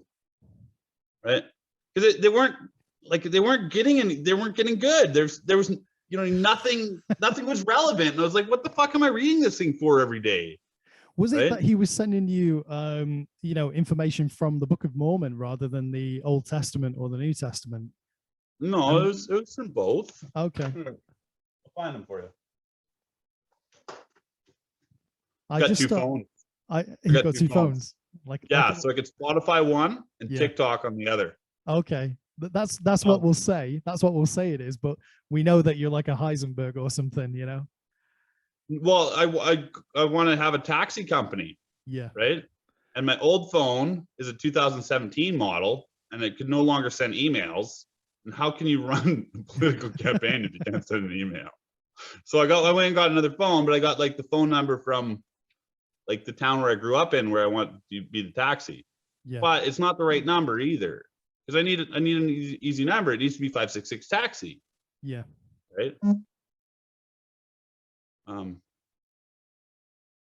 So I just started reading the Gospel of Judas recently. Have you heard about that? No. So hold on. Trust in the Lord with all your heart, and do not lean on your own understanding. In all ways acknowledge him, and he will make straight your path. I mean, that one's not so bad. That was not so right? bad, but it's telling you not to rely on your intuition and your gut. Okay, this one. For God is not a God of confusion, but of peace, as in all the churches of the saints. Like, what am I supposed to do with that? I don't know. Right? So block is what you do, right? There's somebody else that wants to do this instead. This girl that just moved down, and she's I think she's also Mormon. And so I mean, I'll probably take it from her now. And I'm supposed to send some clothes to Pakistan. Okay. She's got 55 kids aged 3 to 13 that need winter clothes. Yeah. I checked it out. Looks pretty legit. Yeah, I've heard that it, you would think Pakistan is going to be a hot place, but I've heard that it does get really, really, really cold. And yeah, they do put out calls for winter clothing for people over there in Pakistan in the rural areas. Yeah, with she had a little bit too many like praises and how's your family and all that stuff. And and then she Facebook phoned me when I was just, what do you want? Right? Get to the point. Don't ask me about my family. Why are you phoning me? Right? And so yeah, it's getting cold there, right? But I'm trying to incorporate a charity here, right? Like, I've done a nuanced name search for it, and I was gonna build some little 10 square meter houses and rent them to we have a homeless population. We're 25,000. We have homeless, right? We have people sleeping in cars. We have people sleeping in tents. It's happening, right? Yeah. A lot of people don't see it, but I do, right? Because I live a little bit of fringe, right? And so I thought that I could build I thought I could build them out of the lumber that was going to get taken down in the demolition building, but that came down without me getting it, right? But the department store here said they have gift cards that they could give me if I'm an organized charity. Okay. Right. I asked the Value Village, the big secondhand clothing store, about sending a bale of clothes to this girl, and they said they don't do the bales anymore here, but they told me somebody who does. And then I asked them about getting clothes, and they said as long as I'm an organized charity. Right. So I need to get this charitable status before I can do any of that stuff. Right. Yeah. Is it difficult to get? But I think more importantly is I'm trying to do Velmont Taxi. Right. I'm trying to incorporate that first. Right. I'm trying to incorporate the business that's going to employ 2 people and make me money instead of the charity that, it's going to take a lot of volunteer time of mine. Right. And I never make any money off of it, right? Are there no colleges or high schools near you in your area? Are students not looking to fill out their CV with volunteer work? Could you not get young volunteers to take it on board, and you focus on the taxi company and they focus on the charity? I think it'd be easier to fill out the forms to the charity than to get the volunteer to do the form, to hire the volunteer, right? Yeah. It's just I went through the taxi stuff the other day, and it was just what kind of shares should I have, right? So I just went to Class A shares, 1,000 of them. I don't know what that means, right? Yeah. Fuck, I'm gonna need to know for that property though, man, right? I gotta go get some guidance. On my list, I listed, I started talking about what the business is and what we're gonna do, and then I started listing things that I need to do, right? If for me to keep the energy going, right? I gotta get these. I gotta be building next summer. Yeah. Right. I can't let it go stagnant for a year, otherwise I won't have any drive. Yeah. So I mean, I need to finish this business plan. I need to start getting financials. I need to lay out where the roads are going to be on that property. I need to figure out what, like, can I get a grant for that sewer system I'm talking about? Right. And then I need to talk to the county and see if they're actually interested in changing the zoning from farmland to residential, right? That neighbor, that's one voice against it, right? But you know what I mean? Like, they really don't want it, right? So I need to have a plan that you know, that takes care of them too, right? But like, I mean, that's gonna be way deeper because I don't know. I have this little plan. I don't think it's gonna work, but the property's for sale for $2 million. So I was thinking maybe I could get the current landowner to invest in my company with $1 million, and then I could buy the land off of him for $2 million, and then he'd get paid, and then he'd be a 50% shareholder in the company, right? I don't know if I want to give away that much, like, you know what I mean? I don't want to give away that much share to this person that I don't know, but like, wealth creates wealth, right? So I don't have any money right now, right? I need money to make money, so I got to get somebody else's money. So I got to pay what it costs, right? Yeah. Man, I watched some good YouTube video stuff, man. Like the guy with the sailboat, like he's man, he's slick, right? Like he just goes through and talks about, like, he's like, these are the political systems of the world, and this is why they work. Liberalism works because whatever, blah blah blah. Socialism works for this, but you know what I mean. He tells where the corruption happens, right? You know what I mean. This system, the corruption happens in this spot of it, right? And you can look in a country like Venezuela, and this is how, you know what I mean. Like, and he has a little bit of view, but it's very like it's very easy to understand where his view's coming from, right? You know what I mean? He doesn't have a bias. Yeah, he's got like a high level perspective of everything. Yeah. So I mean, like, fuck, YouTube's been teaching me a lot, right? It is it's a super valuable tool. I've recently started doing an MBA, which is a master's in business administration with I thought you were gonna play basketball. No, Masters in business. Yeah, masters in business. Yeah. So I've been doing that with the Power MBA, and I've learned a lot, you know, about business planning and stuff like that. I've completed the first module. So there are resources out there, you know, that will be able to help you. And have you ever watched that movie with Matt Damon? And he's not Team America. Yeah. No. The one with the comedian that passed away. What's his name? Oh, with Robin Williams. Good Will Hunting. Good Will Hunting. What's your thoughts on that?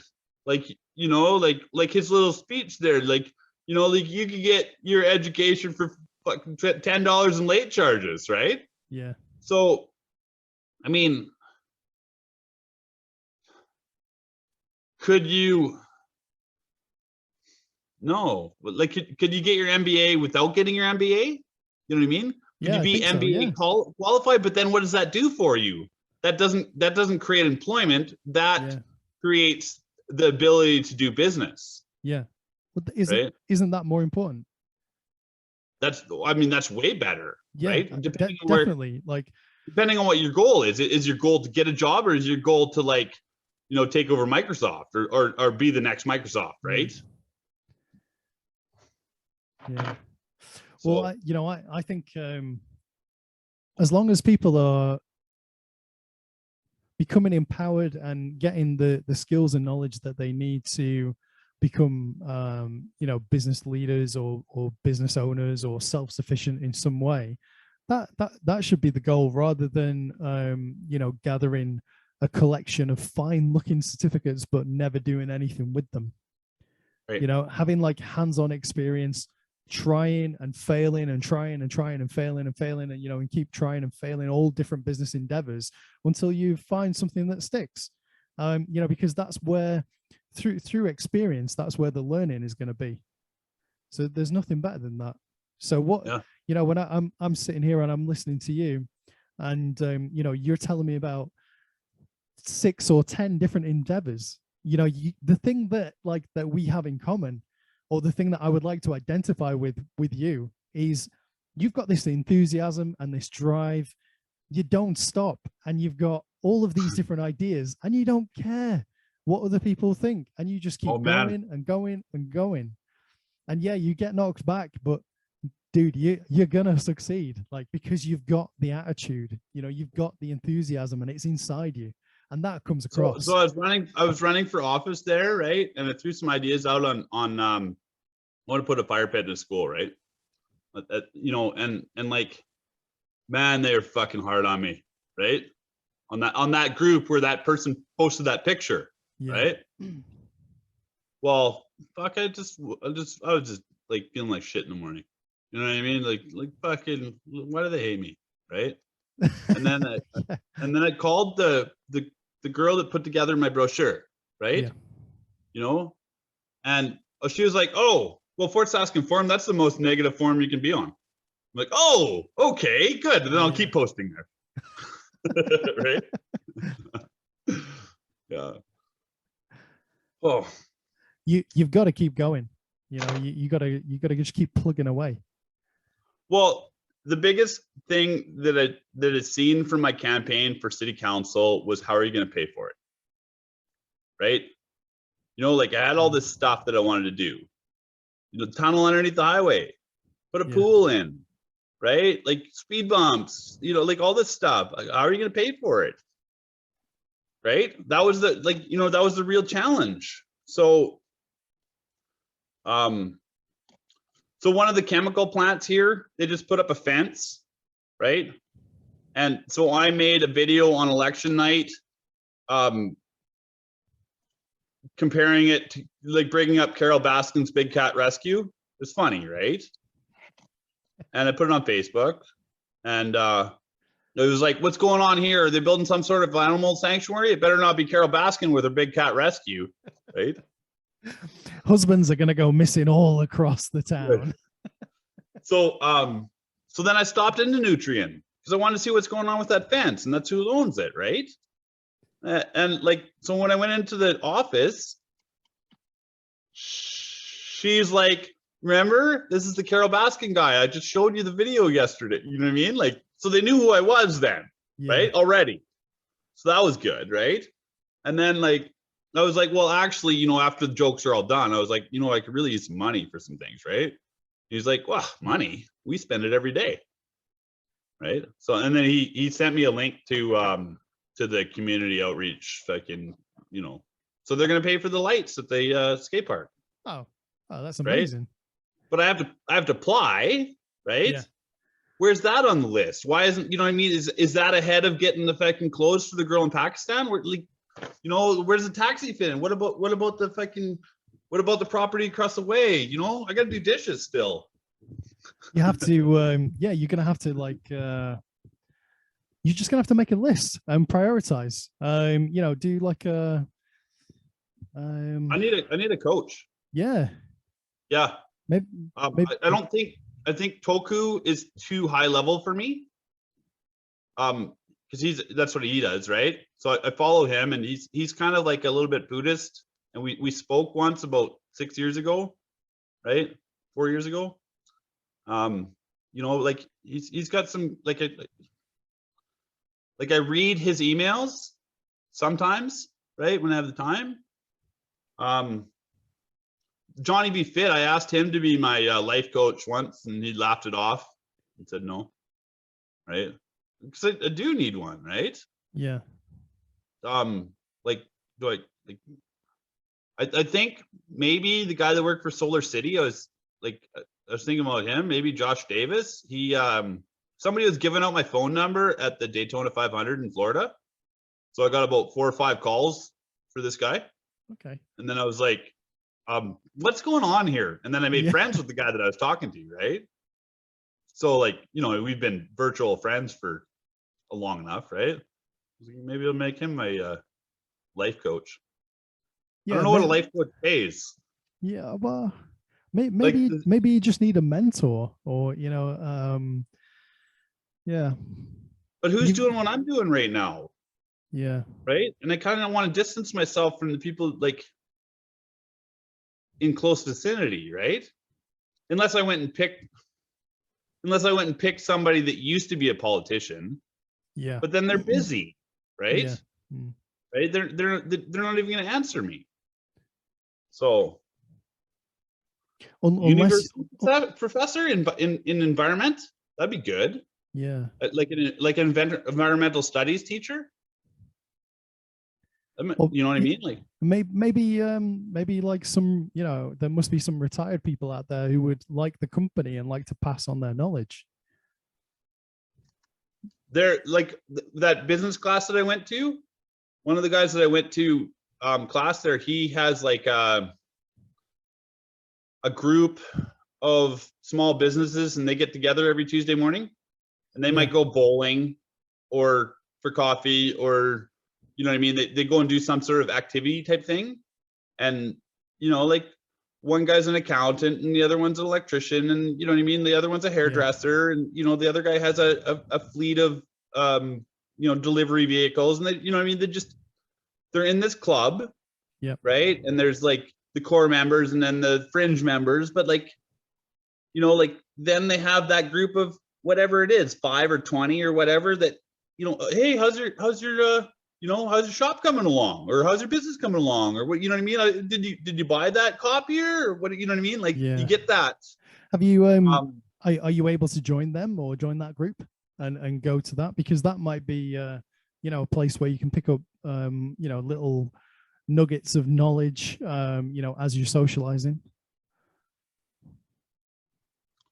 Well, Tuesday is only 2 days away, right? Yeah. Well, like Yeah. you can get in there, and Yeah, I'm sure it's on Zoom right now, right? Or maybe it's back in session, but like the last time I was invited, it was on Zoom, and and fuck Zoom. Tell you, man. You know what I mean? Like, I had a candidates meeting on Zoom. I missed it because it's not important. Yeah. Right. And then like there was the 7 candidates, and the like the 6-8 people they're putting it on, and the 5 viewers that had to be there because they're reporters, and the little paper here, all he had to say is Charles slept through it. He thinks it's too more important to sleep, right? Fuck, he was fucking hard on me, man. What did he say? He said, and in last place, Charles Simpson, he'd be more entertaining if he didn't do so much vandalism. Something like that, right? Holy fuck. Wow. Like 7 weeks of comments like that, right? But you know what I mean? Whatever, right? Like I thought of going and like, taking all his papers and burning them, or like putting an article in the other paper that criticized him. But no, I just gotta just move on. Eventually, yeah. If I'm doing good, he'll write good about me. Yeah. Right. So I'll just take it as that, right? So, I've decided to love that challenge instead, right? I dig into his papers to see what he written about me now, right? You know what I mean? Like, so overall, like, how's Canada? How's life in Canada? Are you thinking of staying there forever now for the rest of your life? Are you done with traveling, or are you thinking of going on tour again at any point? So after the Land Rover 2 gave up and I drove the station wagon, my neighbor found a Land Rover Discovery for me, right? Went down, checked it out. I liked it. I figured out what I wanted to pay for it. I offered that price. The guy tried to barter with me. I was like, no, I set my price. He's like, okay, right? Bought it off of him. Sweet guy. Gave me some beef jerky, deer jerky. And you know, like he inspected the vehicle, he changed the tires for me, and you know, whatever. And then I drove that, and I was in a Land Rover again, you know, back in the saddle, right? And then I had it in the shop, and I had a bunch of work done on it, and then I went and picked it up at the shop, and I was like, you know, like 5 kilometers from the shop, bang, right? What the hell was that?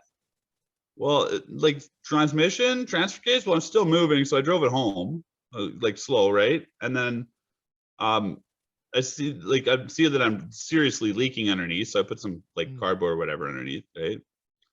And well, it's a transfer case, right? Something happened in the transfer case, so I took it to the transmission shop, like made a deal with them, right?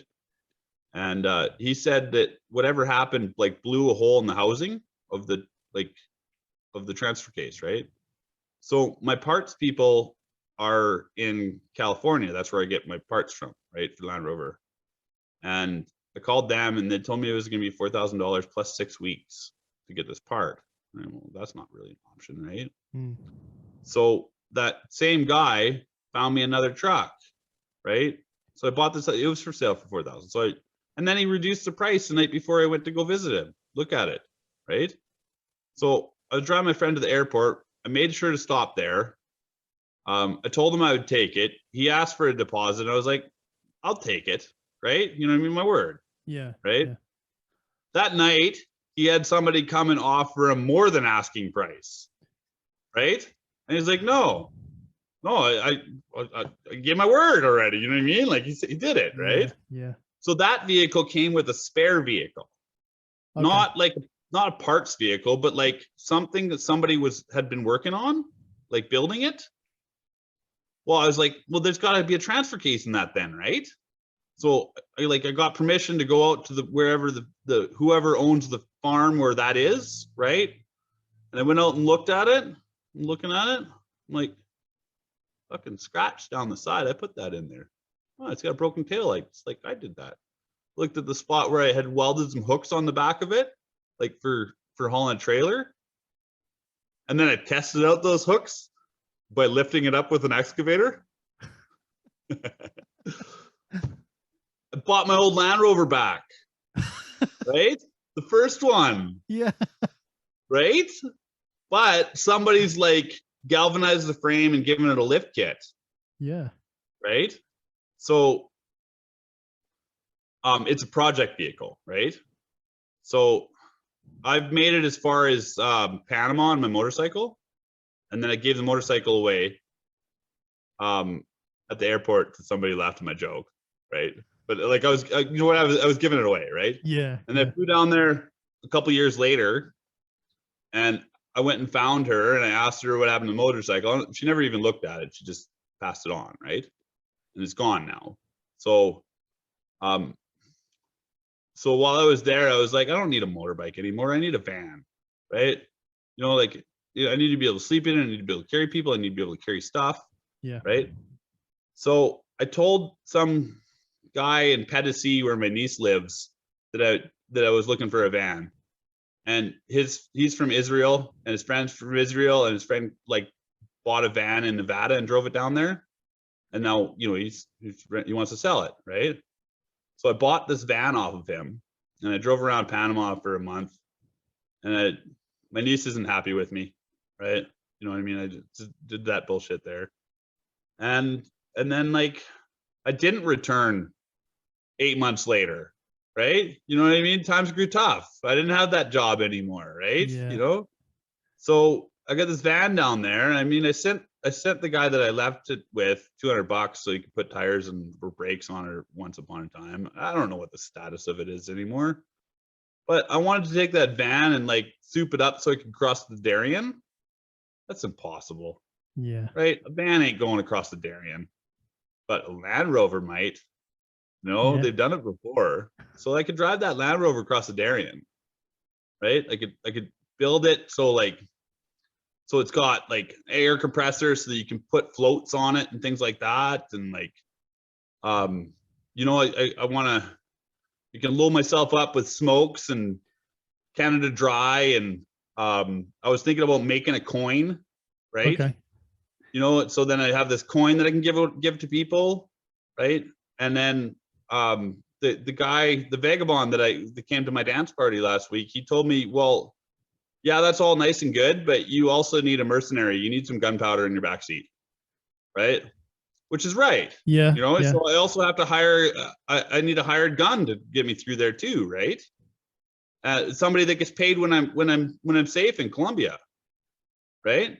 I hope he doesn't have to, right? Yeah. But he's there for it, right? And maybe I should be wearing a vest, right? Yeah.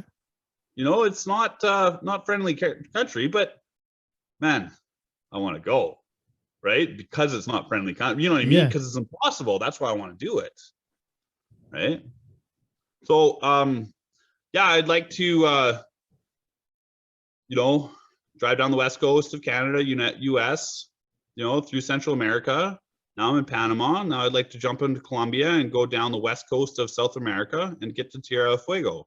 And that's my goal, to, you know, to Ushuaia. And then from there, probably go to Bolivia, I think.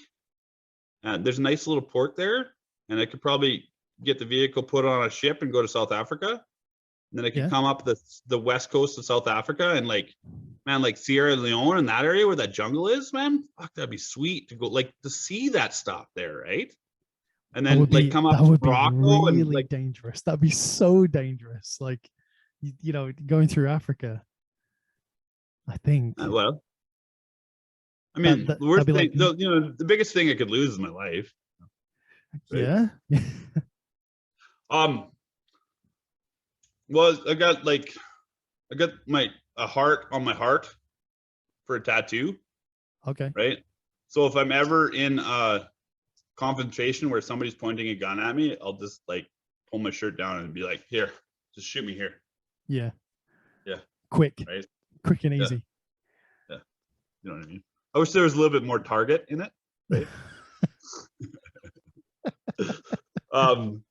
But yeah, around the world in 25 years. Yeah, in a Land Rover. Yeah.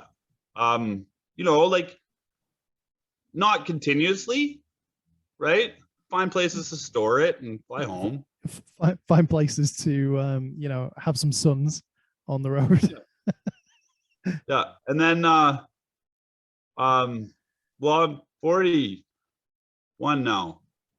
So retirement, 65, right? Yeah. You've only got, you know, 25 years to have fun. Maybe you should start work when you're 65 and spend the next 25 years partying. Well, I was thinking that when I'm 65, I'd like to be an elder. I think I have gained a lot of life experience. Yeah. And if I got a chance to travel all the way around the world like that would be a supreme amount of life experience. And I'd like to go to Mars and die there. I'd hopefully be the first one to die there. Yeah. Right. And that could happen. You know? Like, you know, Elon, if you're watching, there you go. There's you know, I've been planning this for about 5 years. Yeah. So do you want to be the first human to die on Mars, or it's not really my goal? No. Right. Yeah. But like, I should be, right? If I went there as, you know, if I went there at 65, I'm probably gonna die around 85, right? You know, so there's I mean, unless somebody just goes outside, right? You know what I mean? Like there's that, you know, there's that moron, you know, the Darwin wins on Mars too, right? Oh, I need some fresh air. I'm just gonna open the window. Right, but like, there's this like you could build the dome out of this stuff that like fills in like mold, right? So you can get this organic compound. You can copy how it works, right? And it could grow. We could grow our shelters, right? So like, so I need this property across the river, right? Because I need to develop those ideas, because those ideas need to be implemented. Yeah. Right. Like we gotta stop exporting oil out of Alberta. Meanwhile, I want to build a pipeline from here to Montreal, to export our oil, right? Because we need to do that too. We need jobs, and I want to put a solar frickin' roadway on top of it, on top of the pipeline. Yeah, so it's a country builder, right? Yeah, it's huge jobs then, right? You should watch the video Solar Frickin' Roadway. It's fun, right? But then like instead of driving on the road, put carts on it so that it zooms you around like the boring tunnels in LA there. Yeah. Right? Because and then like fuck, it's a long trip across Canada, right? Like I'm talking like 24 hours or something like that, right? So if you could just get in your vehicle and like get on a platform, like press exit, 8 hours from here, and like 8 hours from here you get fucking moved over into the you must leave lane, and then right then you're there and you get to sleep, you get to fuck around the whole time, like you don't have to sit there and pay attention to the road, you don't have to watch out for moose, you don't have to stay left of center or right of center. And then like I wonder why solar panels, so we're making electricity. Yeah, right? I was going to say, like, I wonder why the will is missing to doing these things, because if you look back in the like early 19th century all the way through early 20th century all the way through the 20th century,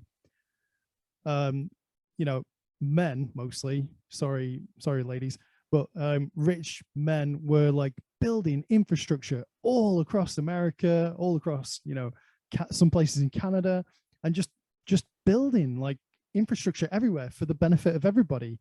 And obviously where's the profit margin? They're doing it for the profit margin. You have to be profitable. Whatever you do, you have to be profitable, otherwise it doesn't succeed. Right? My little homeless shacks, I rent them out for $200 a month, right? There's 100 for the landlord, 100 for the building cost of it, right? And then then you're profitable. I mean, $200 isn't much to do for it, but whatever you do, you have to be profitable at it, right? Yeah. Like that girl that's got 55 kids in Pakistan, she's not profitable. Yeah. Right? So it's a shitty business model that she's got going on there. Right? Charities can be profitable. Value Village is. They're super profitable. They take free stuff and they sell it for 50% of its value. Right? It's amazing. Right? Yeah. I don't know. Maybe you're the guy to an ad for my basement suite. I was going to say, maybe you're the guy to push these things through, these major infrastructure projects. Well, it's because I wasn't born the son of the prime minister, right? Yeah. It's because I learned my best lessons when I was getting punched in the face, right? Not while I was sitting in university, right? Yeah. While I was arrested. Those are the best lessons to learn, right? You got a lot of time to think in a jail cell, right? You got a lot of time to contemplate what you had done, right? Yeah. I was thinking like, the jail cells, they have these like glass blocks, so they kind of let in light, but you can't actually see through them. So what if you had an artist go in there and etch the glass into a landscape that promotes peace and calm? Yeah. Would you calm somebody who is angry? You know what I mean? Like because they looked at that window, would they allow more forgiveness in their heart to forgive the person that called the police that put them there? Like I don't know, right? Like because they paint places like that these neutral colors, right? But what if you didn't? What if you like, what if you, I don't know, sweetened it up a little bit, like Finland it up, because they do things differently up there, right? Yeah, I was going to say, like, the neutral colors, isn't that a form of punishment in itself? Right. To remove, color brings joy, doesn't it? or Yeah. you know, it evokes emotions. So yeah, to paint it gray or bland, you know, But that's what about to put joy in that window? yeah, like a No, stained glass window. now have you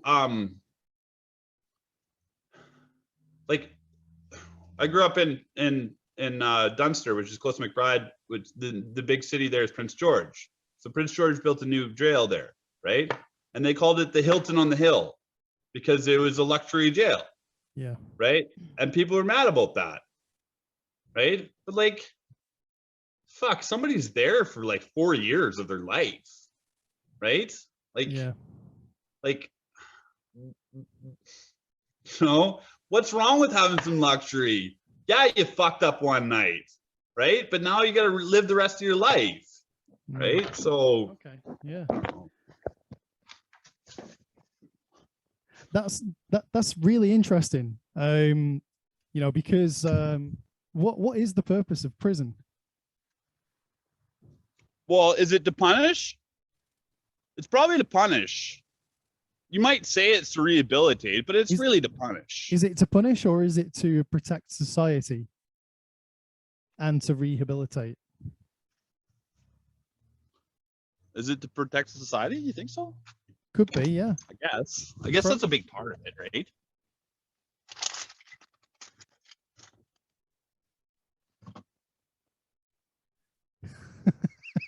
But that's not like, that's kind of mean, right? Make Canada Trudeau-less again is funny. This is, but and an O'Toole for every job is way better.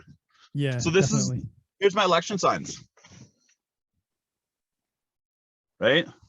So it's got my business card with the little sticker. Yeah. You know, like blowing up and put it on top of this candidate sign, and I crossed off where his name is there, and like, but like the glue didn't make it, right? So, the bylaw guy's got a point too, right? Like, I get it. So how do I do better? Hey, it's a beautiful day there. You wanna show us around your property and your place? Yeah. Can I switch? Yeah, switch, yeah. How do I do that? There should be a little is it in camera settings or something like that?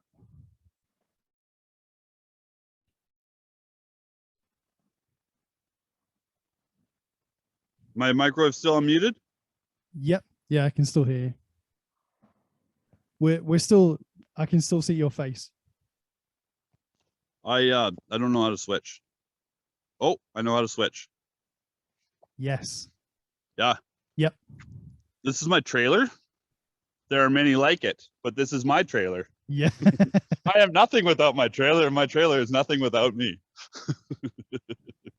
So have you got a real fire inside your house, like a real fireplace? Are you chopping wood there for indoors or outdoors? Is that for That's outdoor fire pit? Okay. Right? It's required to have 1 meter of non-combustible material around it. So I put those rocks around it. Yep. It should have a grate on top of it, whatever. This is my new asphalt. Yeah, that looks really smooth. Did you do that yourself? Yeah. Yeah, the driver, man, it was amazing. The guy that delivered the asphalt, because I was looking for something that had a little gate in the back of a dump truck. Yeah. And I was searching, and I was calling my asphalt people, and I was Googling it. And then I went to work the next day, and that's where he parks. He parks on the street outside of the place that I was working. Right? Destiny. So I swung a deal with him. I got 15 tons of asphalt. We did all that area. We did this path. Yep. We did this path.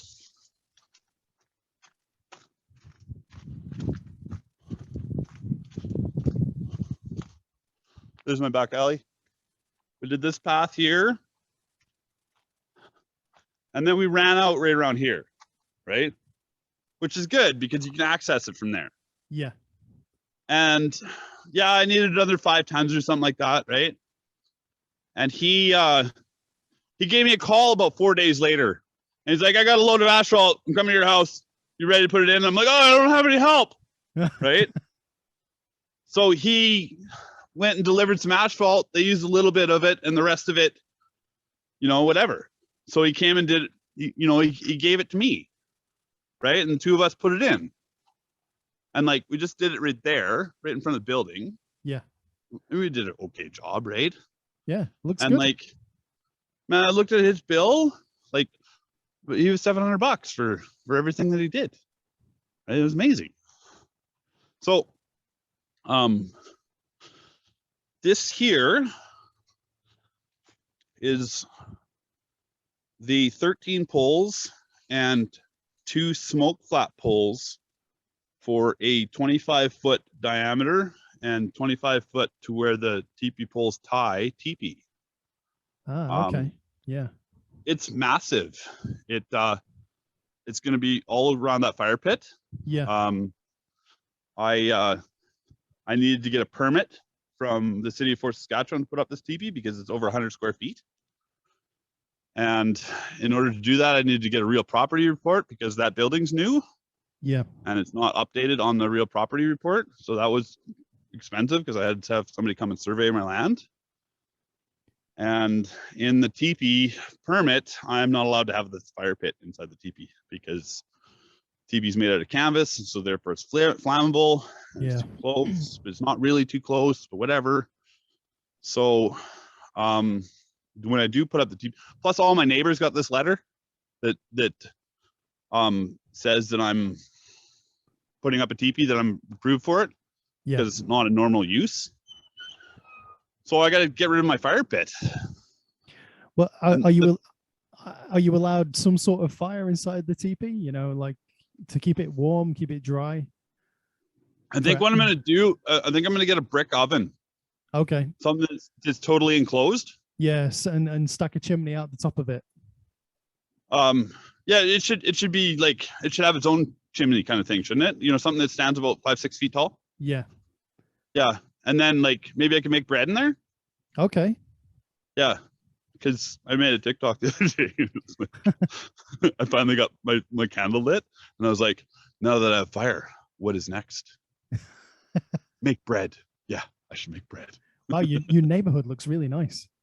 Yeah, this is my little garden. It's very dry. It's a bad idea. My raised bed is a bad idea. I need to get more water off my house. And then I got this from a farm wrecker place a couple years ago. And the neighbor kid hit it with a wooden hammer the other day. Yeah. And I was like, that's what you need. So I have a gong on the end of my street. And it's hollow instead of one flat disc, so it's not really that loud. Right? So, I mean, people still hit it in the middle of the night, but not very often. And I mean, I have one neighbor that complains, but whatever. There's always one. Yeah. But I mean, it's fun that that's there. Yeah. And it's free for you to tempt yourself to hit it. Right? Yeah. You can ask yourself, do I want to hit that gong or not? Look at this sign. Isn't this good?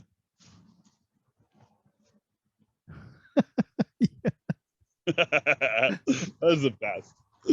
So I mean, that's who I am, right? So the realtor came here and he's like, he's known me. Well, he doesn't know me, but like he's watched me develop over the last 9 years that I've been here, right? Yeah. So he's, I'm sure he shakes his head sometimes, right? But like I showed him around my garage and he's like, yeah, it's very Charlie, right? And it hasn't really increased in value yet. Yeah. But the finishing touches haven't got here yet. Like I still got all this trash and junk lying around, right? So maybe if I drink less, I could probably be more productive. Yeah. So this is what I'm going to use as a taxi. Yeah. It's very familiar to you because you're Yeah. in the UK, but they're very few and far between here. Okay. I really like this thing because it's all-wheel drive all the time. I like to do some climbing every once in a while in 4-wheel drive, and it's been really good for that. Leather seats and the power windows and like the sunroofs and all that. Oh, look at that. And was it an import, or is it a Canadian model, or? That's probably a Canadian model. Yeah. Yeah. There's my other one. This one's off of a comedy show on CBC television. And the guy whose name was Jerry Boyle. And so, if you could mark an X, you're my kind of people, Jerry Boyle. So, I don't know. There's all my signs. I paid for that one. These are all everybody else's because I picked them up after the election was over, so that because they're out in the country. Yeah, well, it saves them, turning into trash, doesn't it? At least you can reuse them. Well, like this guy, this Rod Frank guy, he ran for the mayor in the next city over, right? Oh, that's not the guy. Where is he?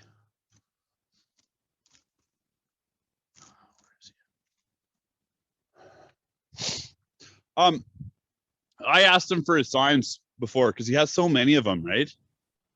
And I thought they'd make really good roofing shingles for my little homeless shacks, right? Because they're plastic. You just layer them like a roofing shingle, right? Yeah.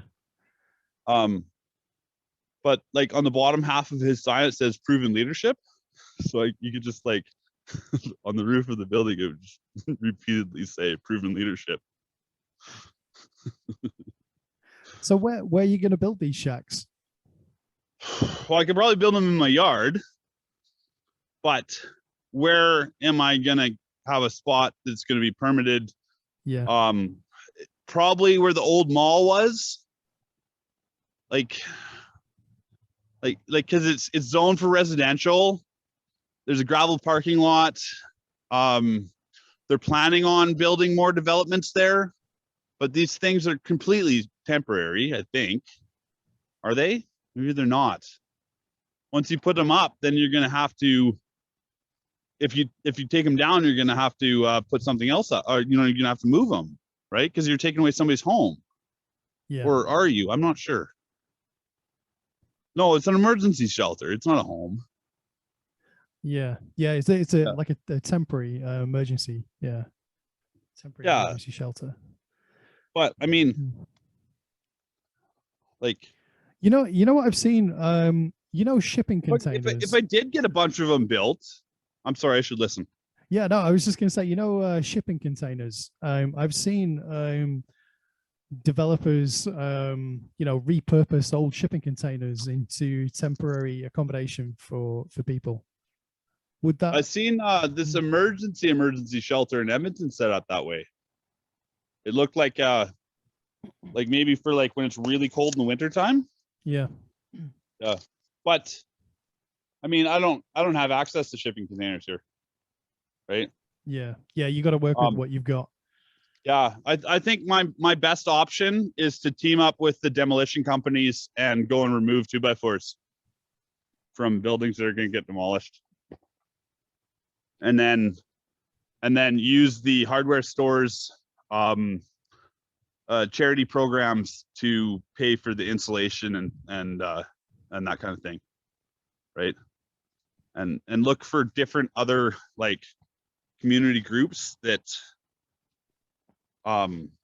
like, I don't know, construction associations or stuff like that are willing to lend a hand, like that nutrient place, people like that, these chemical plants that are trade on the stock market that have community outreach money available. Yeah. Right. But they want to see a plan too, right? And they don't want to waste money. It was actually the homeless girl that said, "Hey, I'm looking for a place to live," to me, that got me thinking about this, right? You know, she's been pushing her shopping cart around here for the last 4 or 5 years, right? I think she's from Ireland. But you know, like, I don't know, affordable housing. That's what they're talking about, right? And there's like, they're building some development, like they did the first layer of built them out of sea cans, and then they're building wood on top of that. But it's not affordable housing, it's subsidized housing. Right? So like, affordable housing needs to be like cheaper houses, right? So yeah. What about mobile home parks? Do you guys have those? Do you guys have mobile homes? We do, but more for leisure. So it's not really, it's not a place where you're legally allowed to stay 12 months of the year.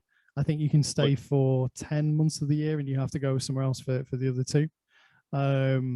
Yeah, I don't think there's any, or I don't think there's permanent, mobile home parks where people would live. I think it's more of retired people or Airbnbs, or they're for leisure purposes where you take families, rather than what you have over there in Canada and in the States. Right. Hey, this is a message for you and your listeners. You guys should boycott Airbnb. There's no reason why California needs to get a portion of your stays. I hate it. Right? So California gets a portion of every Airbnb stay. Yeah. Huh. Right? They get a percentage of it. Same with Uber. Yeah. Right? So is that because the company or the idea was initiated there in that state, so they take a cut? They're like they're big tech, right? They're like a mafia, aren't they? Well, it's a brilliant idea, right? Yeah. So I don't know. I want one too, right? Like I want a app that that everybody has to use, right? Yeah. You know what I mean? Like, I don't know what we got. Instead of Google, right? I want to be like, Apple to Samsung. I want to be like to Google. Well, I think that's Microsoft, isn't it? With Bing, they try and do that, but I don't know anybody who would use Bing over Google. What about DuckDuckGo? Yeah, for people who are security conscious. Yeah, for sure, definitely. But Google make things so convenient. You can do single sign in on loads of different things, and the results are really, really good because they've been doing it so long and because they're the best. That's why there's no competition, because you can't do it better, and they're not. Well, fuck, I've never paid Google anything, so right? Yeah. So it's not expensive to me, right? So yeah, it's not seen as a bad thing. There's no downside as far as we can tell to using it. Right. So maybe they're just doing they're a great civic help to the world. Except for them, quantifying every single breath and step you make, and every, knowing exactly where you are 24 hours a day, discovering your shopping patterns and your browsing patterns, and they're discovering the way that you think by looking at what you search for. Well, isn't that what psychiatrists do? Psychologists? Yeah. Right? They're just doing it on a bigger scale. So you think Google's like a digital psychiatrist or psychologist? I've done no research. That is a wild claim. I don't know. I'll look it up on Google. Yeah.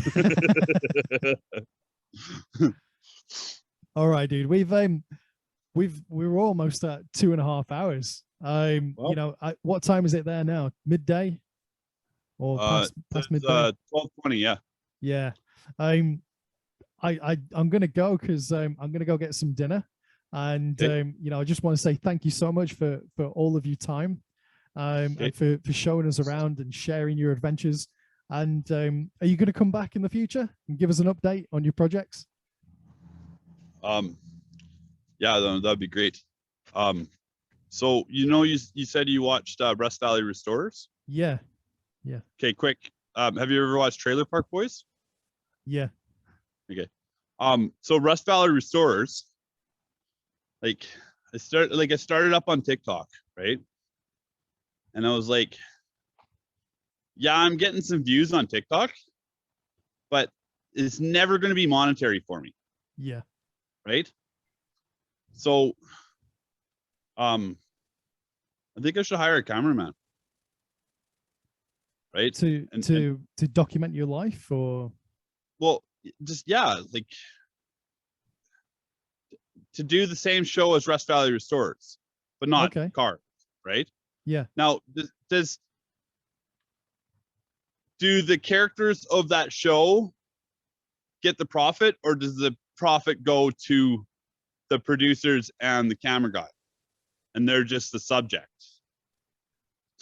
Yeah, that's a good question. I mean, if it's your idea, and you're the producer, then you get the profit, don't you? And then I guess maybe you could sell your idea to a company like Netflix or Amazon Prime. You would sell the concept. So you create like a pitch document, and go and say, look, this is the story. This is what I'm going to do. Are you interested in buying this for however many thousands, or for however many thousands per season? But I think you'd have to look into that, and maybe get in touch with. They have that show, Flip This House. Yeah. Well, I was thinking like the old, like solid wood built building that was part of the library when it was getting moved. It was up for sale. I thought that like you could pick that up for $22,000, and then you could like brace it and put some bearings in the house, and then put a shaft through it, and then you could like flip this house. Literally flip it. And then you could set up all the cupboards and the like the fridge and everything like that to stay in place, and tie down the beds, and then you could have it as a Airbnb. Right.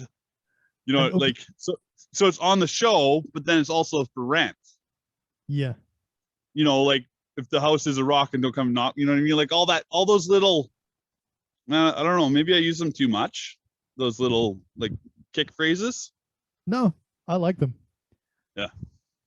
But I mean, like, I don't know if there's more to it than that. Like, what about just developing the property and having the right cameraman and like the right like reporter, like make the half-hour show every month or every 2 weeks or something like that. Yeah. Right. And put it on YouTube. But no, sell it. Sell the show. Yeah. Sell the show. Put it on cable. Right? Why put it on YouTube? Nobody's going to tune in. Put it on like somewhere where it's going to get commercials. But if you put it on YouTube, and if you get over like 1 million or 2 million followers, or whatever it might be, then you get a percentage of the ad revenue. That's why everybody's on YouTube. Yeah, but I don't know. Yeah. Anyways. That can't be I was going to say that can't be the end of our show. There's got to be something. There's got to be something better, like some sort of fireworks. There's got to be some sort of joke. That was that was like a down. Here, I'll finish off with the last thing that I wrote in the article. Okay. I challenge myself to be true to my word, accountable for my decisions, and critical of my own plans. Yeah. Other than that, like, I'll continue working on this regardless of any outcomes of elections. This was really good, man. Yeah. Like, this was a little newspaper report thing. I worked on it all weekend, and then I was late on Monday, and like we got it in there and nick of time and stuff, right? But like, that was my platform, that got unveiled a week before the election. That, like how many people wanted to read that small print. Yeah. Right. So Well, But if you could, like, let's say, for example, your the people that you represent could see this message now. What would you say to them? What would be your message? What would you stand for? Like, because people can relate more to video than a leaflet. well, I'm still gonna work on this stuff, right? You know, like I'm friends with the people that influence the decisions, right? You know, like it's the same council from 4 years ago. I ran 4 years ago. Like I've built a relationship with all the incumbents, right? So I feel that if nothing else, I'll be listened to, right? Yeah. You know, so so we need some Wi-Fi at the park, right? At the spray park, and we need a USB plug. You know, like those are fucking cheap items. Yeah. So like I'll push them because they're cheap, they're simple. I mean, I could just go throw a USB plug on there, but that would be vandalism, Yeah. right? You know, so like I gotta go through the channels. My sister says government's all about process, and I just want to go do stuff, right?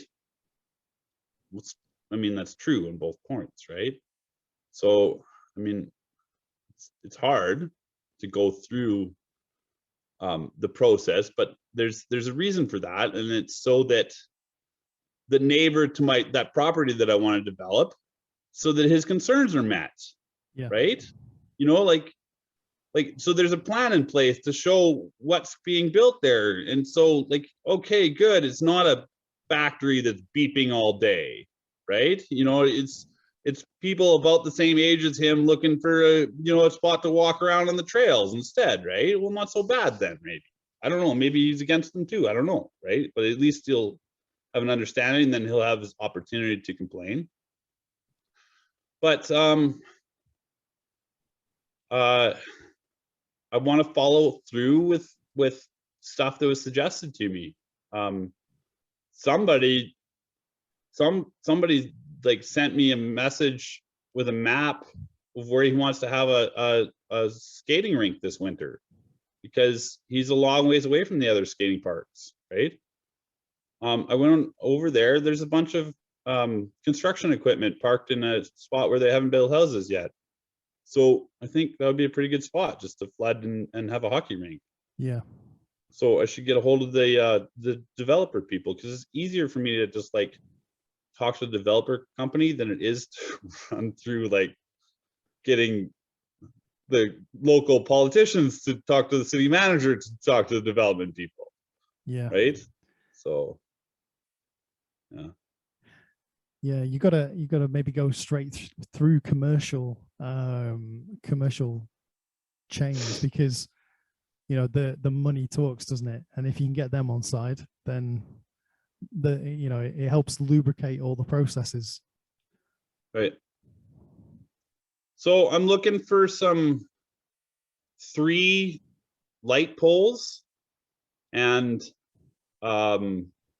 then like solar panels and heads and battery packs for those to put at the spray park, or at the skate park. I went and walked the spot, and I think 3 will do it the best, with multiple heads and directions and stuff like that.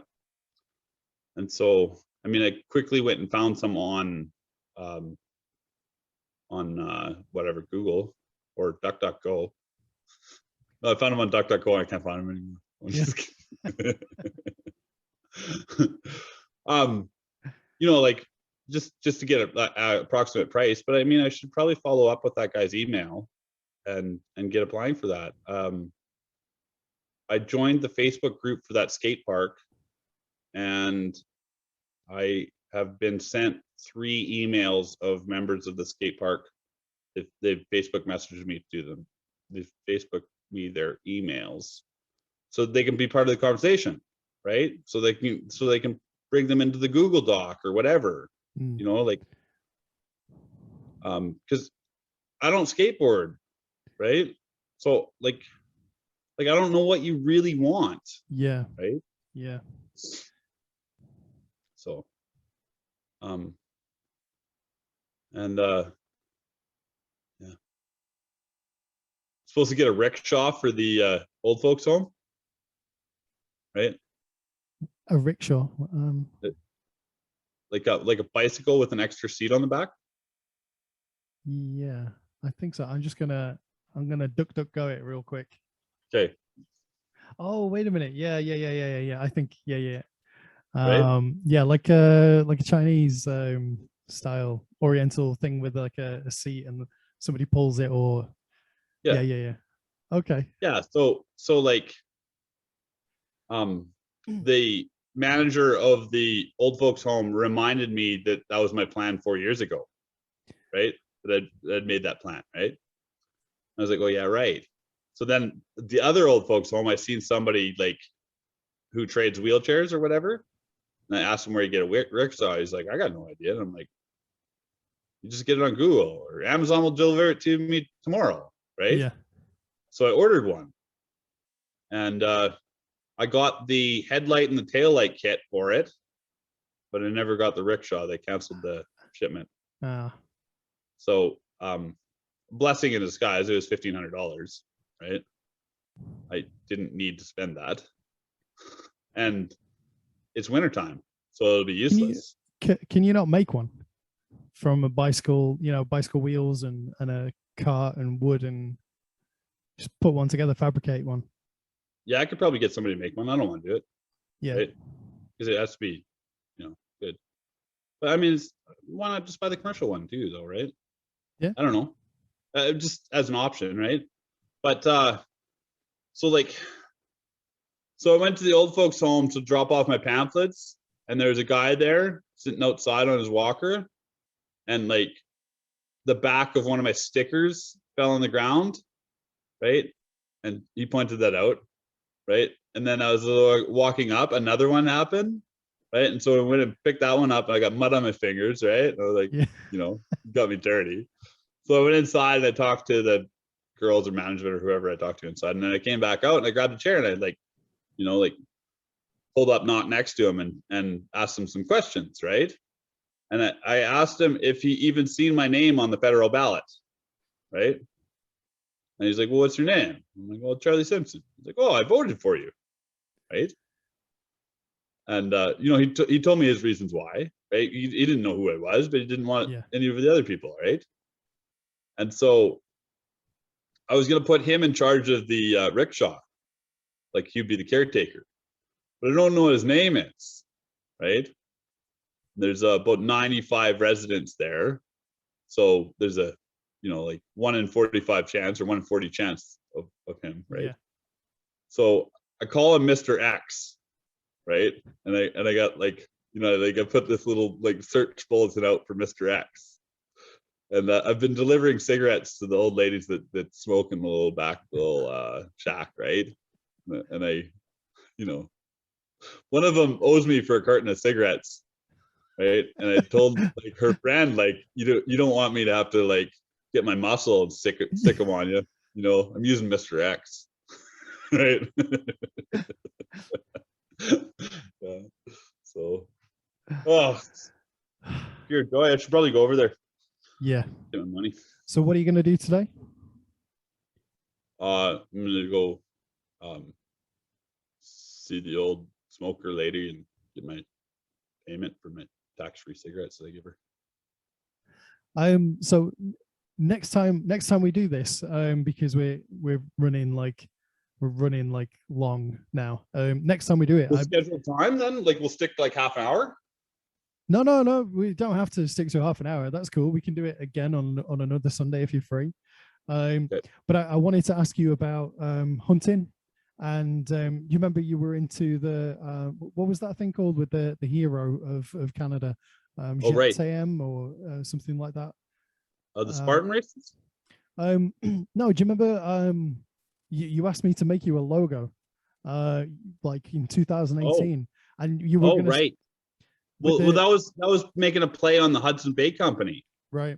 So we were going to ship furs from Tijon Cache to to To the United wherever the Kingdom. market is, right? We're gonna cut Yeah. out the middleman. Yeah.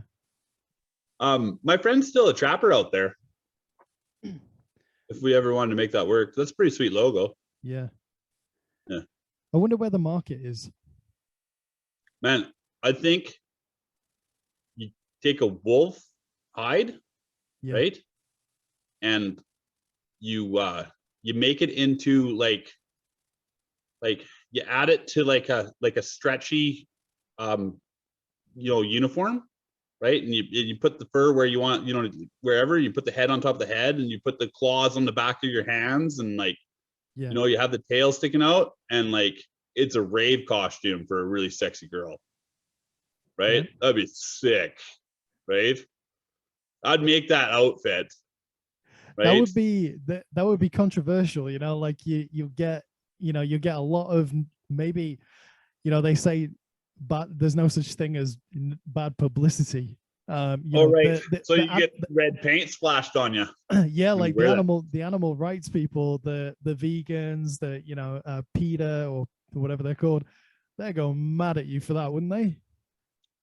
I don't know. You know how you tell if somebody's a vegan? How? They tell you. Yeah. Yeah, that's true, right? Like people would be against that. Yeah. But then there's the real side of it, and it's real, Yeah. right? It's not fake fur. Yeah. But like, I mean, even Bare Naked Ladies sung about that song like what, 15, 20 years ago? I get you a real green dress. No, that's cruel. Right? Yeah. Like, so. But as humans, we've been wearing fur forever. Right. We've been eating animals and wearing fur to keep warm. Yeah. And if it wasn't for that, we wouldn't be here. Yeah, and like, I mean, what Buffalo Bill there did, I mean, that didn't catch on, hey? he might have taken it a little too far. Right? Put the lotion on the skin. Yeah. Oh, you meant him. I thought you meant the Buffalo Bill, but yeah, that Oh guy. no, I meant the movie. Yeah, yeah. I don't know the Buffalo Bill. I don't know about that one. Yeah. I made have you heard of an app called Reface?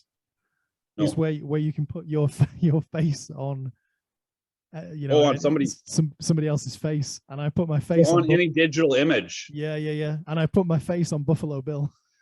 Oh yeah. Yeah. Well, I'm gonna try that. I'm gonna put my face on the mayor. Yeah. Yeah, you can do it. Yeah, you can do that. I'll send you the link after this.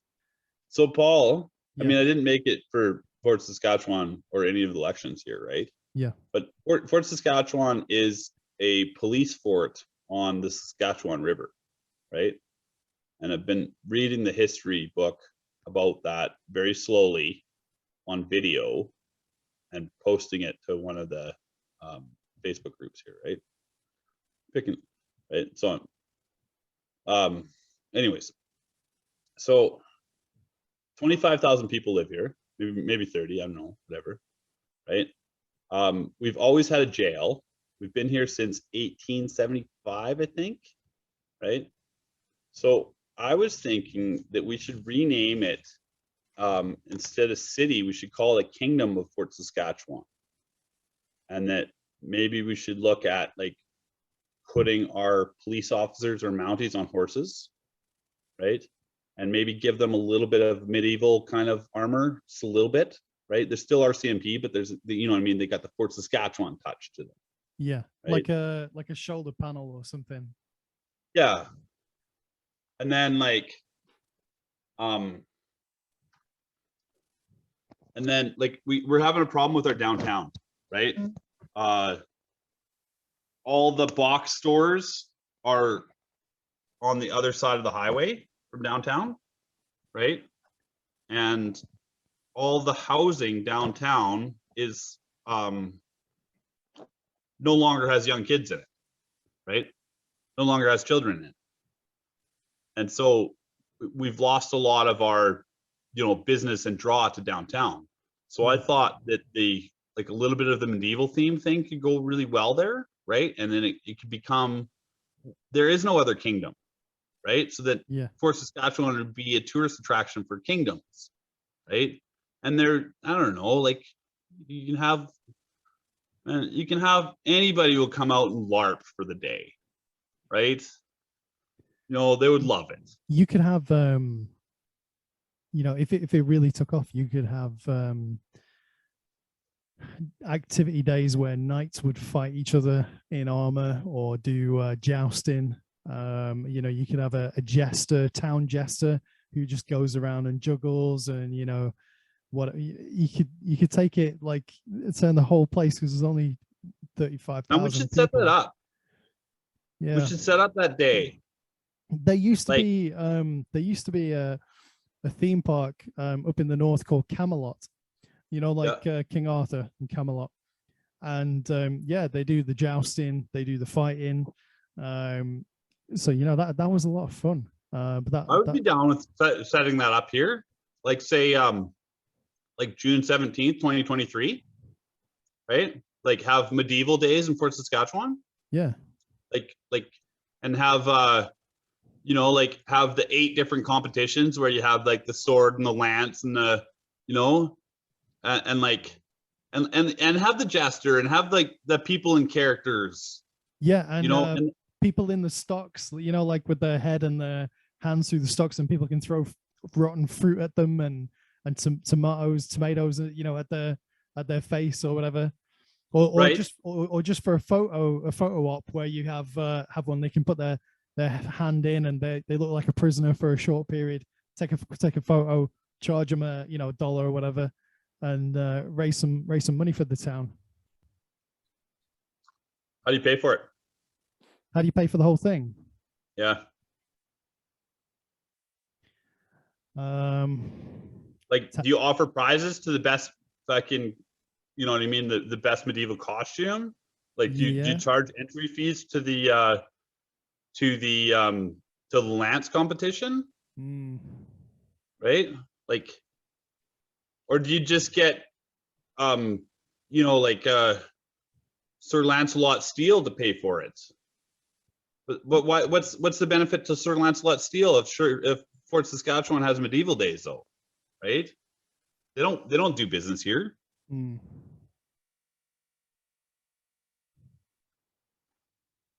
Unless you have such a great event that people come from far and wide to partake in it. Yeah, and boost the local. But that's never going to happen on the first try, right? Like, how do you get people to buy in? What about cosplayers?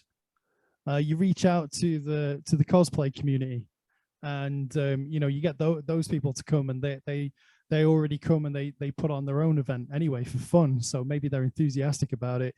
You offer them some Canadian cheer and Canadian beer, and next thing you know, you've got loads of people coming for this brand new experience to bring their love of cosplay to your area. So then, do you start with do you start small and have one event instead of 8 events? Only have you just have that thing with the guillotine, instead of like a whole bunch, instead of the fruit throwing. Oh, you know what I mean? Yeah, you'd have to make it. You'd have to make it like a whole town event. Try and get everybody involved. You could have face painting for the kids, and hot dogs and beer and all that sort of stuff. What about the adults? What do they get? Happy memories with their kids. I was trying to say the kids got beer. Okay, June 17th, 2023. Okay. Are you going to come? Yeah. Yeah. I like the buy-in. Yeah. Right? There's gonna be 2 people there. Yeah. I think Corey will come too. He's got a night outfit. Okay. Right? I will I'll continue to grow my beard. I'll get a permit so we're allowed to have horses in town that day. Okay.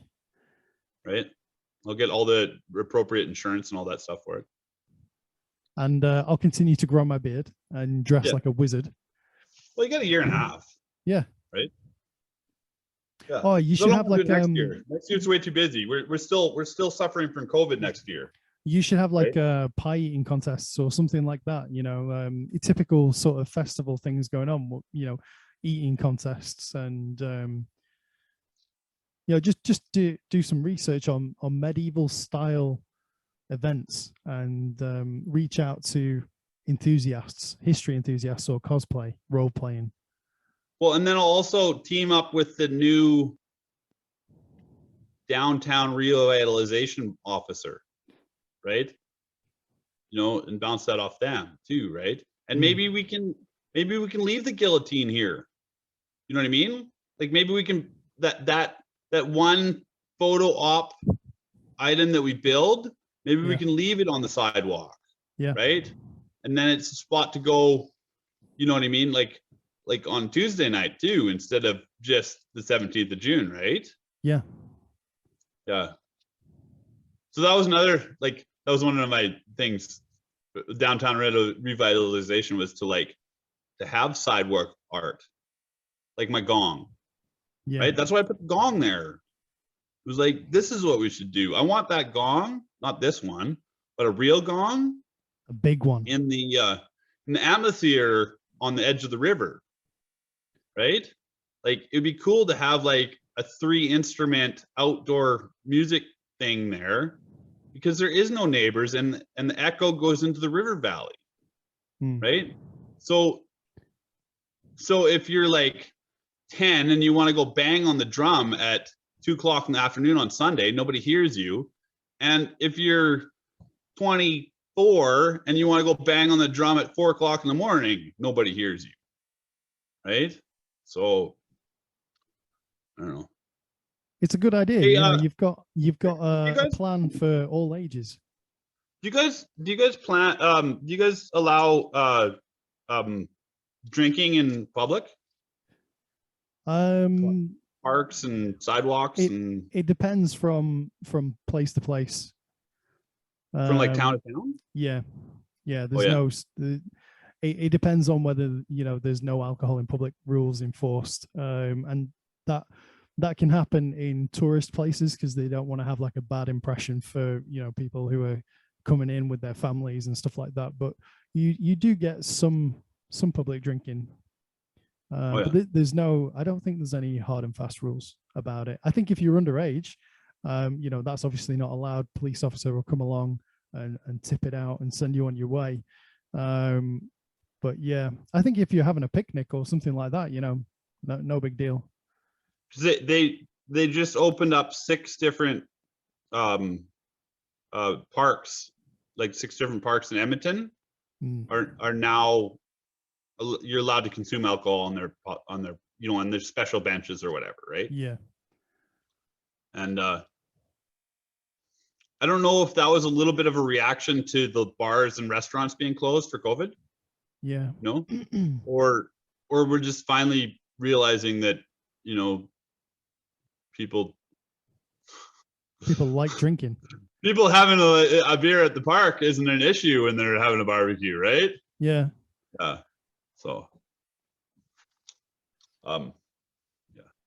Anyway, dude, we'll call it a day, and it's been great to see you, and I can't wait to see your new mustache. Oh yeah. Yeah. So I think I'm gonna head to New York for New Year's. Okay. Yeah. Watch the ball drop or whatever. But I heard New York is a little bit it's a bit feistier than it was like a couple of years ago now. So. Oh yeah. Well, I think I'm gonna probably go for about a week. So I'll rent a vehicle and probably spend a lot more time in New York State. Yeah. Maybe go on the couch surfing website. Okay. Just kind of go meet some New Yorkers, right? And see where they take me instead of going to the Empire State Building or the Statue of Liberty, Yeah, go to the local places where, those little hidden spots. Yeah. I'll get somebody to introduce me to a pilot and I'll go for a flight around there and they'll just show me all this stuff. Right. I don't know. Right.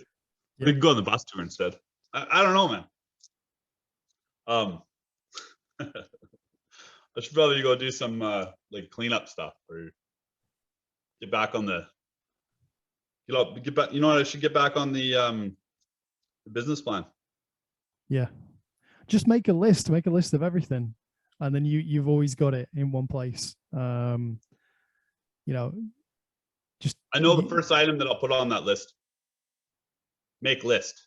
yeah, and then cross it off, and then you'll feel I great. like checking things off, right? Yeah.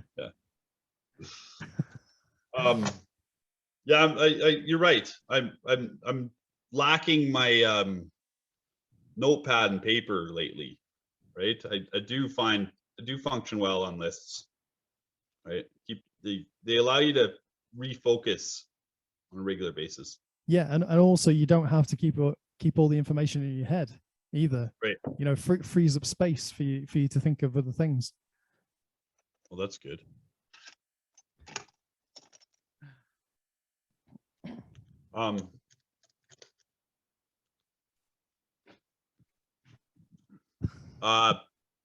Keep your stick on the ice. We're all in this together, Paul.